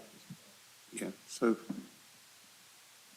is that a bit short-sighted? Can I query, will we get to November and when we come to look at what's being proposed, might we think, well, have you thought about how Mandela might fit in with all of this? That will most definitely be included in the report. As I say, it may be that it's too big an ask, but we wait and see. There could well be other options that include keeping Mandela, but I just need to stress that this high-level work that's been undertaken is a proposal to be looked at in more detail. Can I just get your confirmation? In various places in the report, it mentions sale of Mandela House as if it's part of the deal. But actually, in the recommendations, it says a business case options for a business case will be developed. I think that's the crucial point, isn't it? Never mind what the report says in other places. In fact, there will be a business case proposed. Is that correct? Yes, it does say that in the recommendation there'll be options to look at that. That's correct. Is that okay, Councillor Bajan? Yes, Chair. I still remain in my mind something that, suggests to me that we haven't made a decision about Mandela House. It's going to be part of this scheme. It either goes or it stays. And if we're doing it as a composite, as a joined-up approach, I'm just wary of that situation, that it's going to be separate and we'll be asking questions currently are not obvious, but maybe I'm assured by the fact that it's going to be within the scope of what's going on for this £1.5 million, but it's not going to get that special treatment during that process. But I've made my point and I'm sure that it's been heard. Thank you. Councillor Biggs, still on the whole? Yes. I was just was going to ask you whether I could contribute, but it's more on the Guildhall, which it seems like what we're talking about anyway now. So, is that okay? There's the area of governance I wanted to come back to. Do you want to deal with that? Sorry, take that up first. I wasn't going to talk about that. No, I will take that up first, then we'll come on to the individual buildings. Governance is really at the heart of this matter, and who is actually going to be running the project if we go ahead with it. Now, on page 79, there's a little diagram of all the processes and a nice colourful diagram. Crucial to that, to my mind, are the stakeholders and the design input. Now, I have a question about the design input. There's an element of it is a member group looking at the design, and I think we need confirmation that is it's all-party design group, is it not? I think it presumably should be. The stakeholders' engagement with them is, I think if that's not comprehensive, I'm sure if there's anything missing, I'm sure it could be added, but I'm not aware of any missing at the moment. So those are my points.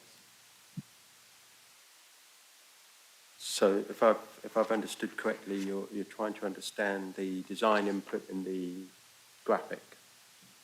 Yeah.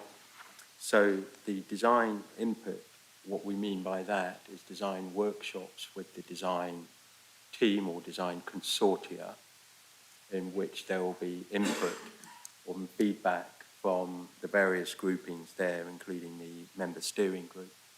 And there will be a proposal of what constitutes that member steering group for agreement. But we would expect that to include opposition councillors as well as the ruling group. Clearly, there's going to be a lot of interest and there will be design conflicts of which there'll have to be design trade-offs. But that's part and parcel of the whole engagement plan in order to capture as many points, the historical, the heritage points, as Councillor Gawthorpe Wood mentioned, as well as the needs of the market traders, as well as the needs of officers. So undoubtedly there will be some design conflicts, and that will be up to the project team to work through and feedback. So I hope that answers your question. Yes, thank you. Right, now shall we, Councillor Bennett, still on the whole, yes? Sorry, is my microphone now working? This is again coming back to the sort of central issue of what sort of project is this? Is it a generation project, or are we just trying to sort out our buildings? buildings, because those seem to me to be interlinked but two very separate objectives.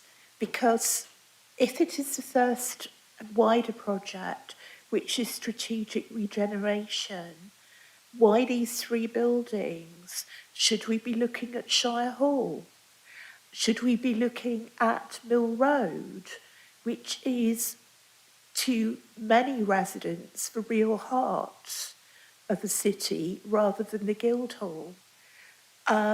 Should we be considering other heritage buildings which are falling into disrepair, such as the Sellers Chequer and the Leper Chapel in my ward? Are we opening up the floodgates and creating expectations here that we cannot fulfil? I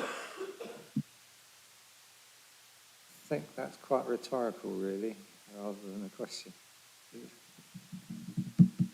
Shall we move? Do you want a question answer? Who's going to answer that? Nobody. It's a rhetorical thing. You're asking us to think about it, but it's not what's on the table, I'm afraid. I don't think it's very far from a rhetorical question. If you look at the coverage in the paper, you'll see it's the questions that people are asking. Councillor Holloway, do you have a contribution on this? Yeah, I just thought I'd enter that discussion as well. So it seems to me as though the need has initially arisen because of the condition of these two buildings and the market square. And then, rather than simply treating each of those three as separate entities, then the decision has been taken, or may be taken today as well, to treat those partially as one regeneration programme of the city centre. I mean, of course, there are other buildings and other areas of the city that need regeneration, and that is important too, but that's not what we're discussing now, I don't think. That's very helpful, thank you. Councillor Bick, shall we go on to you dealing with the Guildhall next? Yeah, I just had some things to say about the Guildhall, if I could.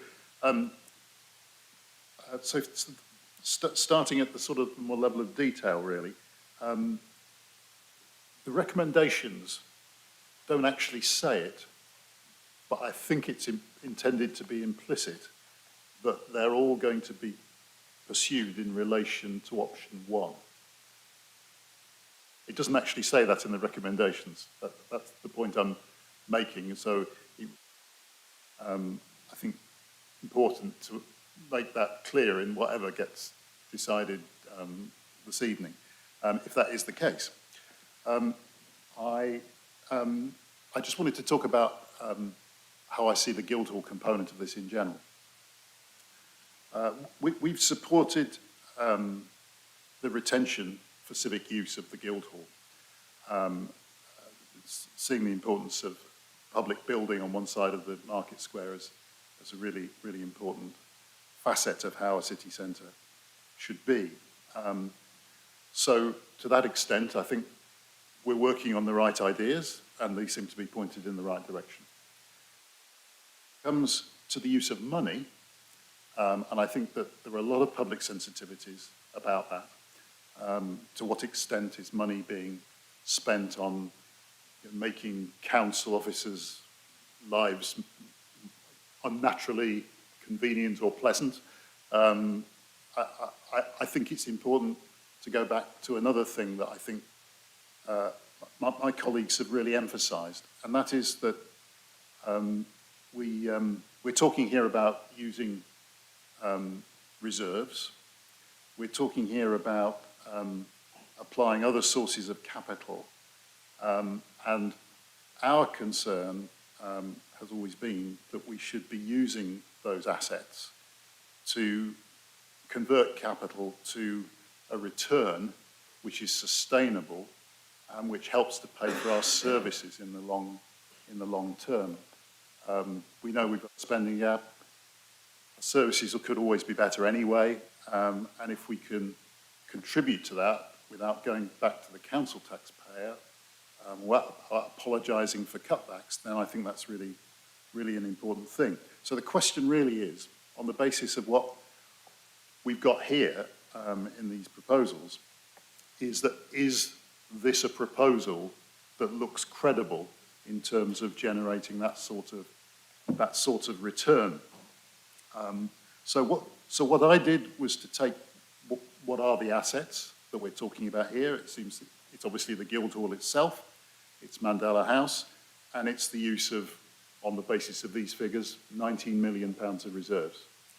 And if I'm looking then at what sort of return is suggested for the future out of this sort of project if we went ahead as is currently. Now, I understand that the figures come from what I would choose to call illustrative proposals. They are not the proposals.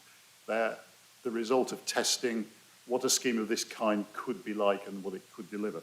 But looking at those things, what I calculated was that partly through increased income, partly through reduced operating costs, that we would be talking about a return of about 6.5%.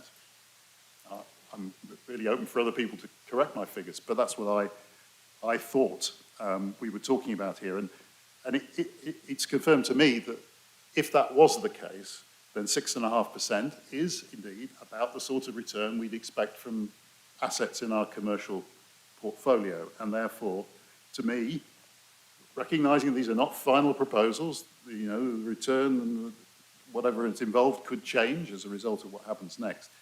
I found that this was something that was a decent proposal for the use of public money. And I think apart from that, it obviously recognises that the council's office accommodation is completely dysfunctional if you just look at it as it is now. It also secures the objective, which I think many of us felt was appropriate, to try and keep a civic building on the market square. And obviously, to boot, investing substantially in mitigating the effects of climate change, which is another important policy objective. So, to me, this looks a credible proposal that ought to go forward. And I think it is a use of public money, which could be in the public good if it works out like it is here, because it would generate that ongoing income, which we can't get from our council taxpayers, we can't get from the government, and you can't raise the price of going swimming so much that you change the order of the council's income. So I think that it makes our resources work in a good way for the long term. But I do think that we need to watch that figure. If 6.5% is my calculation, I think we need to watch how that figure changes as we go to the next stage, because it's a conditional thing from my point of view. If that return does go down, but yet the costs stay the same or get bigger, I think I would start to question my own belief. I had two further questions. One was, if things flow forward as they're suggested here, should we be also looking at exiting Mandela actually before we had done all the work on the Guildhall? I mean, the Guildhall is characterised by being, say, mainly empty at the moment, and it's a very big building, and the work doesn't go on all, retrofitting work need not go on all floors at the same time.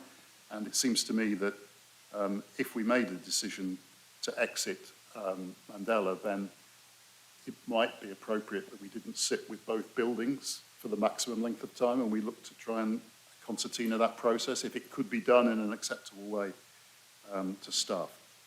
And then the other question I had was about the number of workspaces that we would plan to provide in the Guildhall. Now, and I think the assumption here is 150 that's being used in the work that's been done. I haven't got any critique of 150, but the thing I think that is really most important about whatever assumption we make is that we have the capacity in what we're designing to allow that figure to be either higher or lower. Maybe but by quite some considerable way, because I personally, and I think a lot of people, don't really regard work patterns as having reached a settled point. that they're working and are somewhat conditioned by people who've lived through the pandemic, and a new generation of people in the workforce is coming through, and that might not be the preference. It might not be seen in the future to be the best way of organising our sort of organisation. So I just think that we need to have a way of either flexing upwards or flexing even downwards the number of workstations we provide, and without having to completely untie everything that we create in the design. But I'd just like to say on the Guildhall thing, aspect of this, I think so far so good is what I would characterise it as. Ben, would you like to carry on? Thank you, Chair. Thank you for the comments. So the option 1 we referred to in the report, you are right, refers to the disposal of Mandela to contribute towards the refurbishment of the Guildhall. It's not explicit in the recommendation, so it leaves the door open to the possibility of keeping Mandela if that was financially possible going forward. So that is why it's not there, which answers the question of Councillor Bajan earlier about that. So, but the figures will be the figures. There'll be market testing on that, and that will be reported back in November. So you're right to point out that the current finances do stack up based on those figures, as you mentioned. That's the test we now need to undertake with our commercial advisor if this report is approved, and that will be the benchmark to come back to. Can we get more money? Will it cost less money to refurbish? And those are the levers and the figures we need to look at. In terms of the desk space, the absolute imperative for the Guildhall is to allow the expansion or contraction of desk space. So what we can't be in a position is we won't be able to do that. So that will be implicit in the design brief. If for work patterns change, the government legislates, we all have to be in the office or whatever it may be, then we need to have the ability to be able to have more desk space if that's possible. So that is implicit, that's in the design brief, that has to happen. Can I just follow up on that one? If there's the 150 workplaces are for the city council staff, but there's also the commercial space, which presumably gives us more flexibility. If we decided we needed more space or less space, we could give or take more from the commercial. Have I misunderstood that? Sorry, I didn't hear the question, do you mind? The 150 workplaces are, I thought, all for the city council. If that is so, there's also the commercial space, which would give us the flexibility to add to our workplaces or less, if whichever way it's needed. Is that correct? Yes. So if it's as simple as renting out, so the commercial desk space is approximately the equivalent. So 150 is about 300 to 350 space for desks you could have in there. That assumes keeping the current civic space.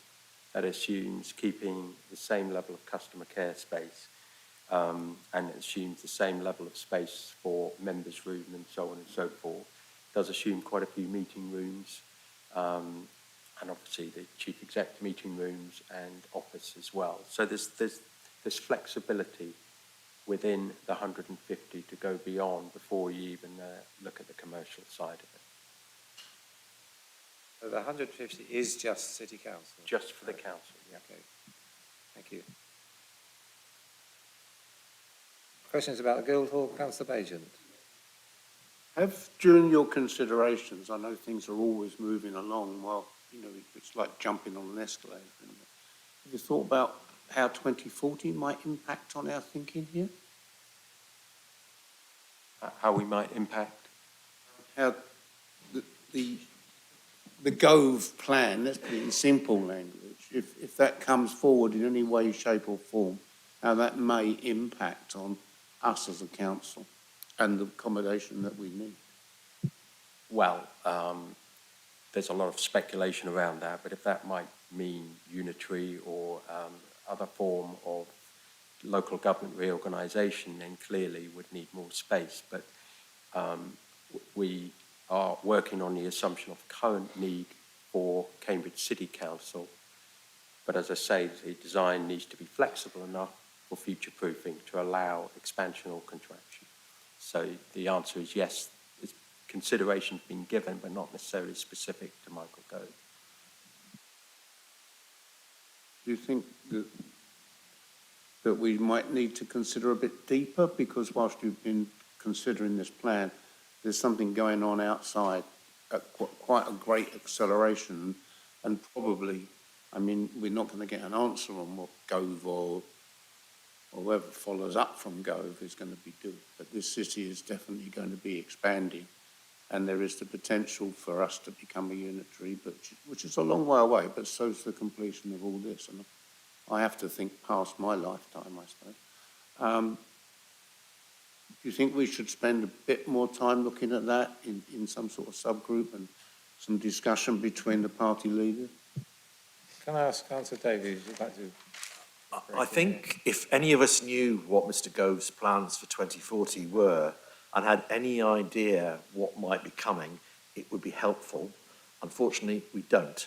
And therefore, we have to try and ensure, in my eyes, that we start looking at what the needs of the city are rather than what Michael Gove might be thinking. In terms of unitary discussions, as you know, Councillor Bagent, there's been no discussions as yet. That might happen, might not. We're committed as a council to looking at this over a period of time, but that's many, many years away. Chair.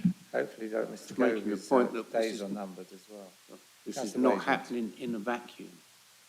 You know, we are in a moving situation. Nobody knows, but there's a likelihood. I'm just making the point as I did with the Mandela House thing. Councillor Holloway. Thank you. I know Councillor Bennett has previously talked about sort of spending 20 million or so of reserves on central buildings that arguably could be spent elsewhere in the city, and I've shared those concerns as well at times, but I do think that the idea that we can actually turn something that's costing us money at the moment into something that and hopefully will make us money, as Councillor Bick has in detail laid out, is very important for the city. We can then spend that money on all the important things that we do for residents all across the city. Also, housing our officers, I think, sort of gets forgotten in this a bit, whether unnaturally comfortably or, in fact, as comfortably as they deserve is really, really important. And then that does help to serve all the residents in the city as well. I think we also do need to make sure, as again has been pointed out, the Guildhall at the moment, it is quite empty a lot of the time. So if we can maximise the use of it as far as possible, I know this point's been made, but I just want to reiterate that. And that can be in all sorts of different ways, of course. It could be a museum, it could be with businesses, charities, it could be with other opportunities for residents to come and have meetings here, all sorts of things. But I think that is really, really important. It should be a place for the people of Cambridge in all sorts of ways to do things, as well as people coming from anywhere else to enjoy. And if some of that can also bring in income for the council, that's great. But we should also take into account money that it might be raising for local businesses as well. I mean, that is an important function of the council too. It's not just about how much money we raise for ourselves, which is important. It is also about what local businesses can do, because we want to facilitate that at the same time. The other small point I'll make is we do have a register office on Asham Road.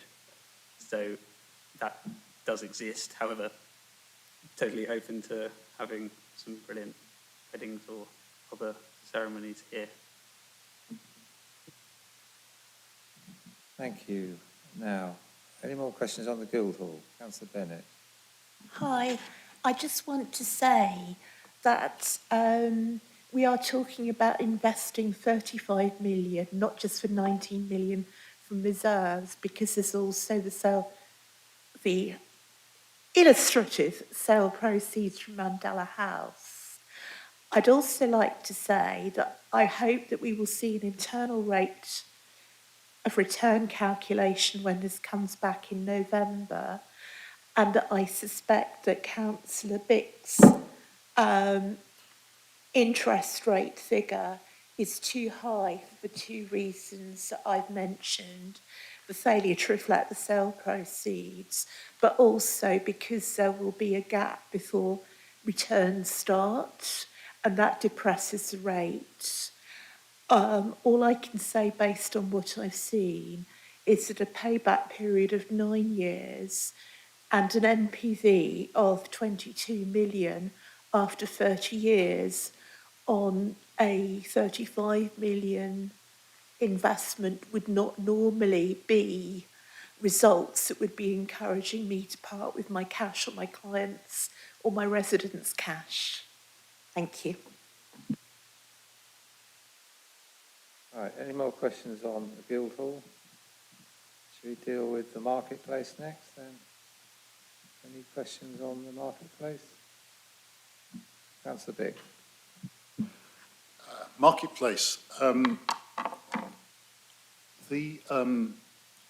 I guess the issue with the marketplace is that of the three spaces we're talking about, there is more difficulty in identifying and measuring a direct return for what we do. I mean, it's bound to improve the local economy if we get it right, but it's not quite the same as the Corn Exchange and the council and the Guildhall.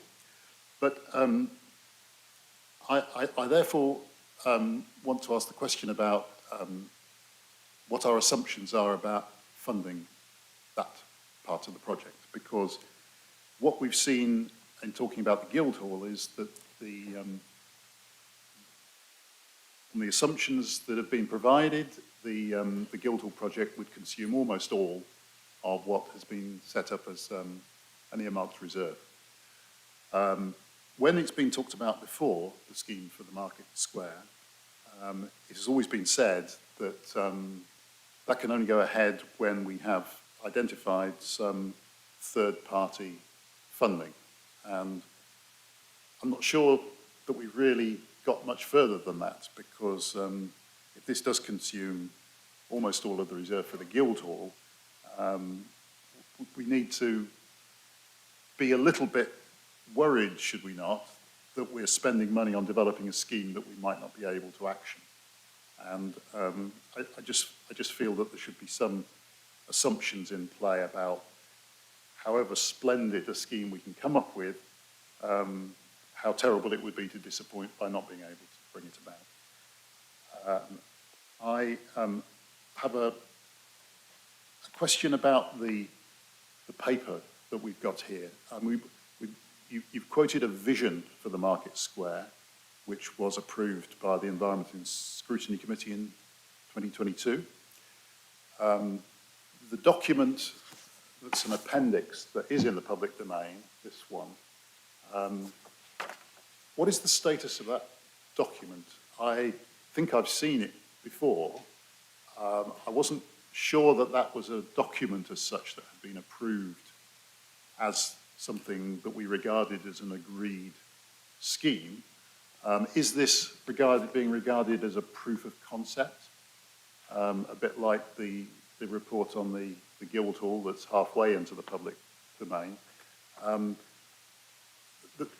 the importance of that is, and I think the public question has kind of raised this, is that there are a lot of people who regard themselves as quite directly involved as market stallholders who don't regard the concept as being completely proved yet. And I just wonder whether, is that a good thing then to move ahead with getting designs which assume that it has been proved, if actually we discover that isn't the case?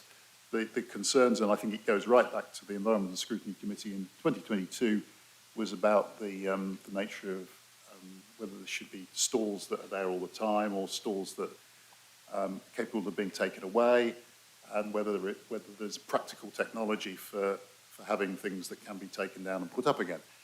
Now, I personally am believe that in this world there must be a way, but I mean, what I believe is not really the point here. It's what the people involved who would have to put them up and take them down and run their business in between. And I just feel that there's something in danger of getting left out here, that we haven't really satisfied that requirement that what we're trying to design around is deliverable. And I am concerned about that because I think we would have expected to have got to that stage before going to the next rebus stages. So I'd be really interested in having your responses on those points, please. Go ahead, please, Ben. Thank you, Chair. I think that earlier design by LDN, which is in the public domain, is a steer at this stage, and it's already been noted in this committee about some of the concerns about the demountable market stalls. We've already met market traders that have already expressed that. What it does do, though, is make clear, look, we need more seating, for example. We need better public realm. We need better biodiversity and trees and so forth. So I think as a concept, there are many good things in there. What the next step is the practicalities. What is it of the stall that we need to do? And that's where we need further design input and work and engagement with the market traders on that. So I would see that very much as a steer, of which there's some very good ideas in there. But the stall and demountable part of it is not considered to be completed yet. There's got to be further work done on that, however that might turn out. Can I just come back on that? I mean, I think then that it really needs to be said more clearly at this stage for the benefit of the particular stakeholders of the market traders, that the question about demountability of stalls is not final yet, and that is still an open question that we need more of their input to help with. But I think that the danger of not being more explicit than this paper is that we're going to get people's backs up before we even start talking business. And so I think we need a real assurance that that question is still an open one, and the real assurance that there's going to be lots of stakeholder discussion to help us get to it. Yeah, absolutely. We've already met market traders in which they've made their concerns on the stalls very clearly. We've already forwarded that on to be captured so that when there is a procurement for the design consortia, they will have that information in front of them. So I can assure you, and we've already made clear in the report, that there will be engagement with market traders, not just updates, but also design engagement with them. That is part and parcel of this report. And we will get feedback, very clear feedback from them. Chair, could I just follow up the answer to the question about the funding, which I don't think was covered? You're correct, Councillor Bick. There are no current funding arrangements in place at this point, but it is always helpful to have shovel-ready schemes. You'll note the reference that was made by the officer from the CPCA earlier this evening, that there was new funding allocations came to Cambridge with a very short notice, with 4.5 million. So we can only do that kind of thing when we have a business case, the design, the consents, all ready to go. And it's quite custom and practice in local government capital schemes to do this, to have schemes ready to go. I think we can be confident that the scheme of such importance to the city will attract support before too long. Thank you, Councillor Smith. On the market then, further questions, anybody? Councillor Bennett. Thank you, Chair. One of the issues about the market is I think we all want the market to survive, but no business survives major change without a robust business continuity plan.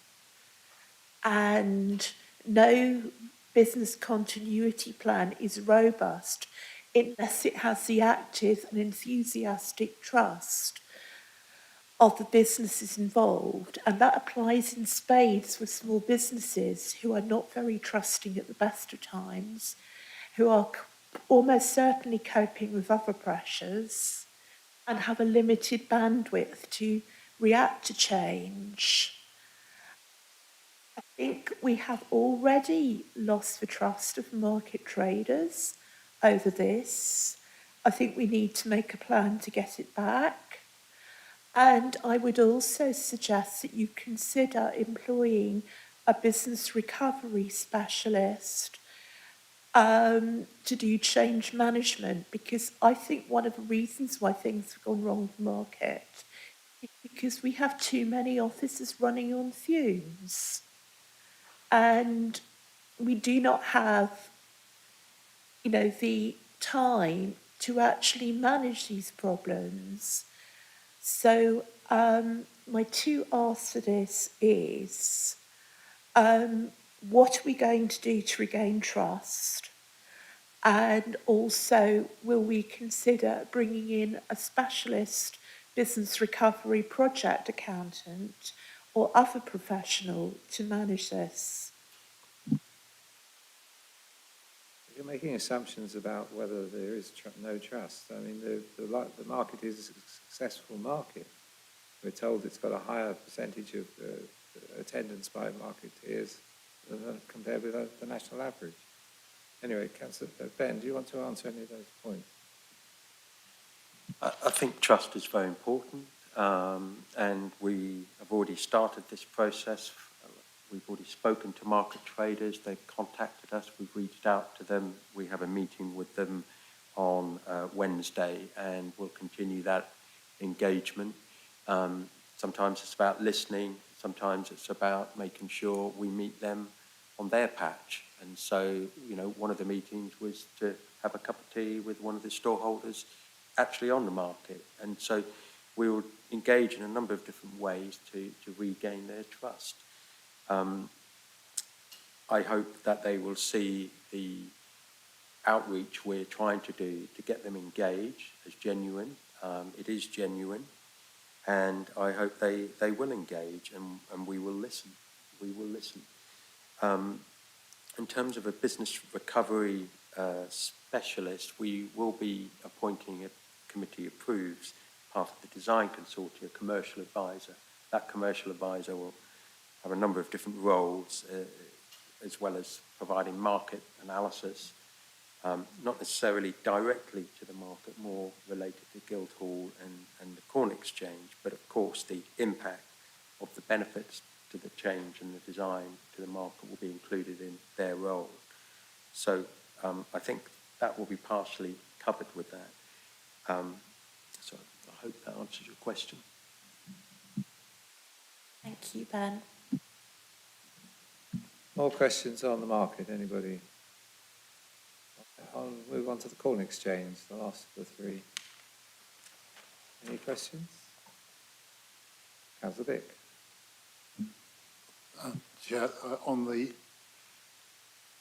before I go specific on the Corn Exchange, I'd just like to say that I think that what we're talking about in terms of investing in our presence in the city centre and the way that affects the broader city, I think is all positive, and I think it should be welcomed.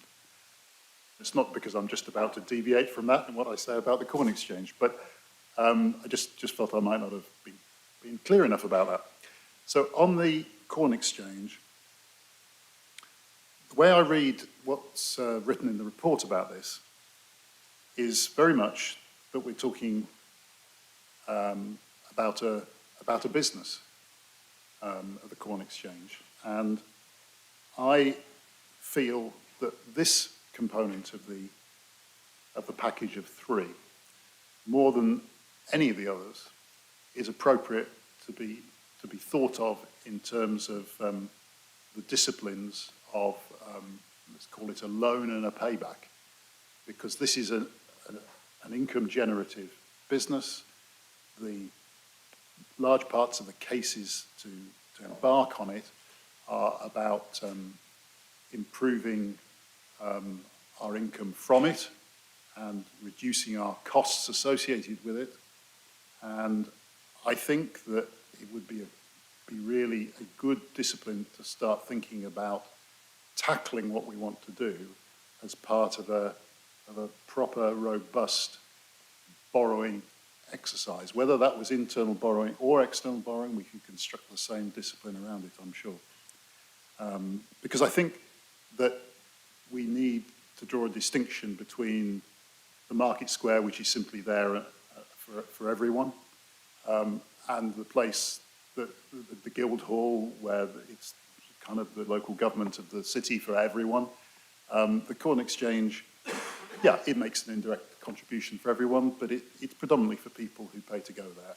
And I hope they carry on doing so, and I hope they do so in more numbers and spend more money there and all the rest. But I think that we should expect to get back what we put in to the improvements we're talking about. And this is an appeal for, can we please, when we focus on this part of the project, kind of think of it that way, because I think that otherwise it does become a bit more difficult to justify to the wider public who may not have set foot in the Corn Exchange ever before, and may have no plans to in the future, and there's absolutely nothing wrong with that. There are other sources of art and entertainment in the city that people can choose. That was my point about that, and I just put it out there. If anyone could comment on it, I'd be very interested. Thank you, Chair. I think we mustn't underestimate the potential of conferencing connection with the Guildhall and the Corn Exchange. So while there's music that goes on, it's much loved as an institution, there are times when it is not in use, that could be in use for conferences of a wide variety. So I think that's the additional value that's worth exploring, certainly in terms of income generation for the council. And the other aspect is that it mentions in the report the two types of concerts, stand-up and sit-down concerts, and I think one's £11 and one's £9, which is quite low compared to other conference venues, not just in Cambridge or in London, but elsewhere. And, a small increase because the having a drink in the Corn Exchange or however the designers see their vision can certainly make a big difference, A, to the local economy and B, to the council. So I think it's not just as simple as just reducing costs and increasing income. It's about the wider visitor attraction there. And that's what we'll want to bring back for November committee, just to demonstrate that vision and improvement overall. Councillor Simon Smith, you wanted to make a contribution. I have a great deal of sympathy with the comments Councillor Dick has made, but there are wider considerations which might not enable us to fully realise a pure business proposition here. It is a listed building and it is in a relatively poor state of repair. It's subject to a long-term capital expenditure to maintain the building's proper state, which is cost more than the profits from the actual running the enterprise. It is also a building and a venue of regional significance, and I think there's a very good reason why the Corn Exchange has attracted the funding from the CPCA, because it is an asset that's used by people across the county and beyond. And this work will the key objectives of it is, as Ben has said, it aims to increase spend per head, increase usage, so that we do make the asset sweat, but at the same time, we'll be delivering a wider range of events for wider audiences than we currently do. Can I just ask a question about this, improving the energy efficiency and sustainability of the Corn Exchange? Because it's now 40 years since we converted it into a entertainment venue. And I remember when we did that, we had a big debate about whether to put in a balcony and an upstairs bit. It would not have succeeded without that, but it was a big debate at the time, I remember. Is now the time for us to be doing the next step of restoring the building and making it more sustainable? Just to come back, I thought that's what the project was trying to do, but I may be wrong. No, just to go back to the point that was raised about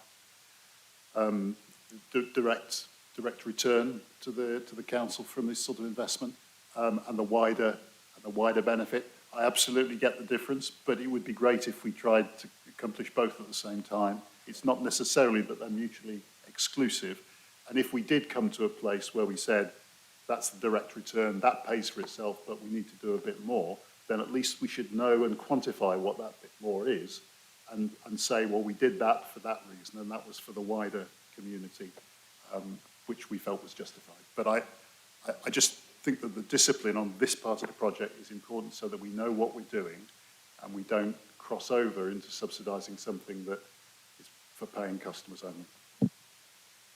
What I was trying to do was to add to the report was, in the public report, there's very little about its energy efficiency, just as a one line.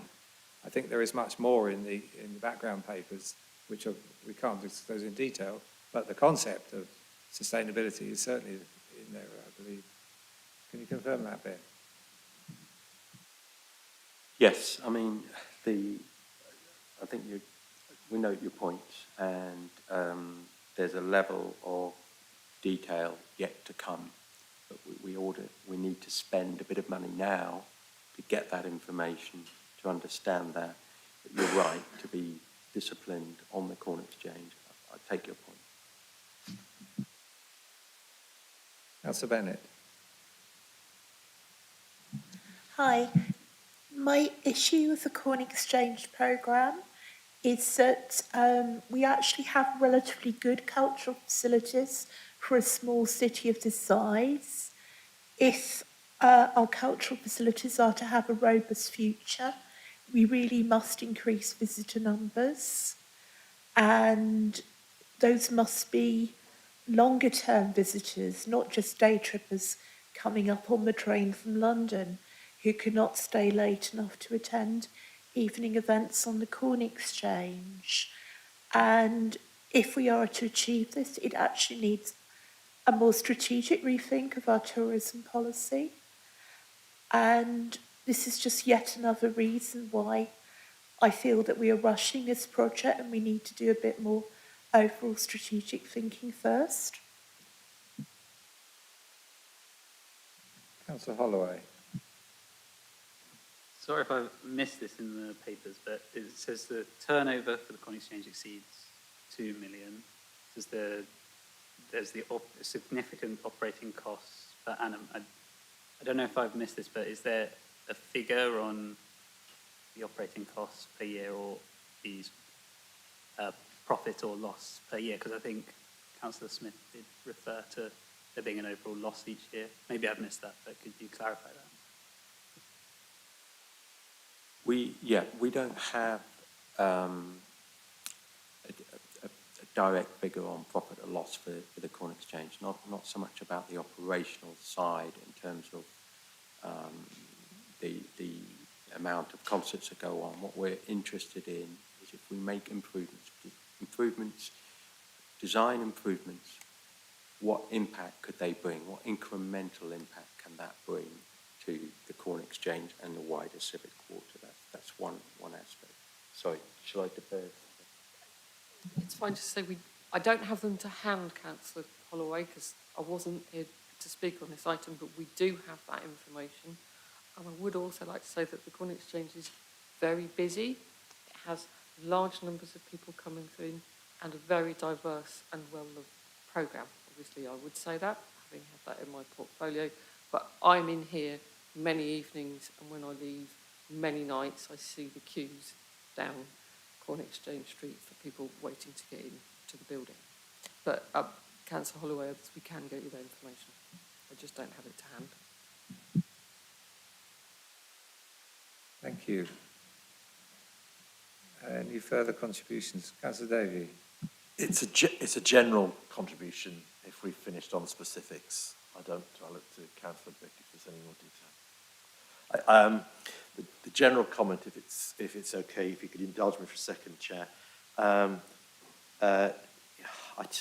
been to many meetings since I've become a councillor, but this one was really, really important and really valuable.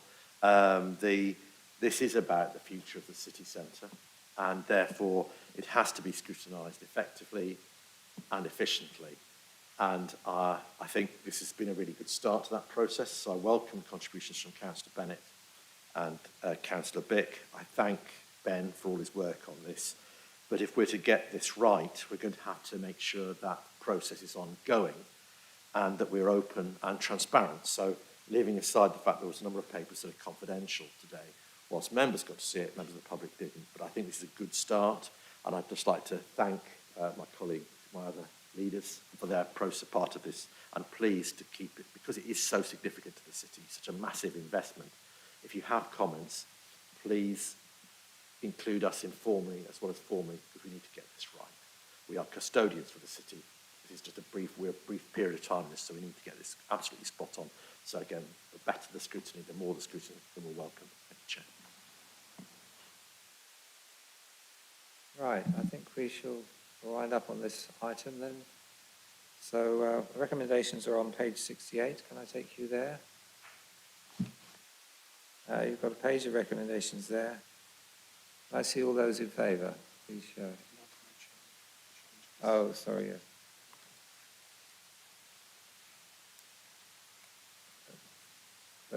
Thank you. No, it's not unanimous. I don't think Councillor Beck. Those against? Apologies. One against. Thank you. Sorry, the recommendation said to have a small correction to add the chair and spokes' involvement in two places. If everybody's got that, that's all the amendment is. Make sure we're all fully engaged in it. Everybody's happy with that, though? Okay. Right, Councillor Smith, would you like to recommend on this? I'm pleased to accept the recommendation, Chair. Thank you. Thank you. Right, now I think we need a break. We've been going for well over 2 hours, 2.5 hours. So we'll have a break for 10 minutes, shall we? So we'll be back in at 8:15.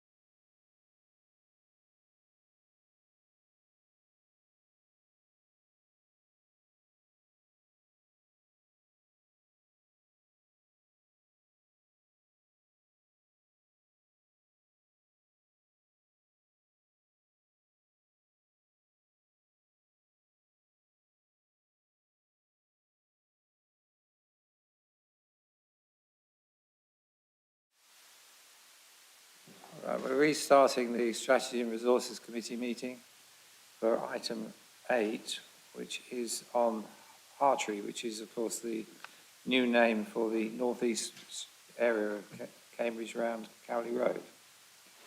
Now, the report is entirely containing exempt information. Therefore, we should be excluding the press and public. I need your approval to do that, though. So can I see all those in favour of excluding the press and public? Unanimous, Chair. Okay, thank you very much. So now we drop the live feed.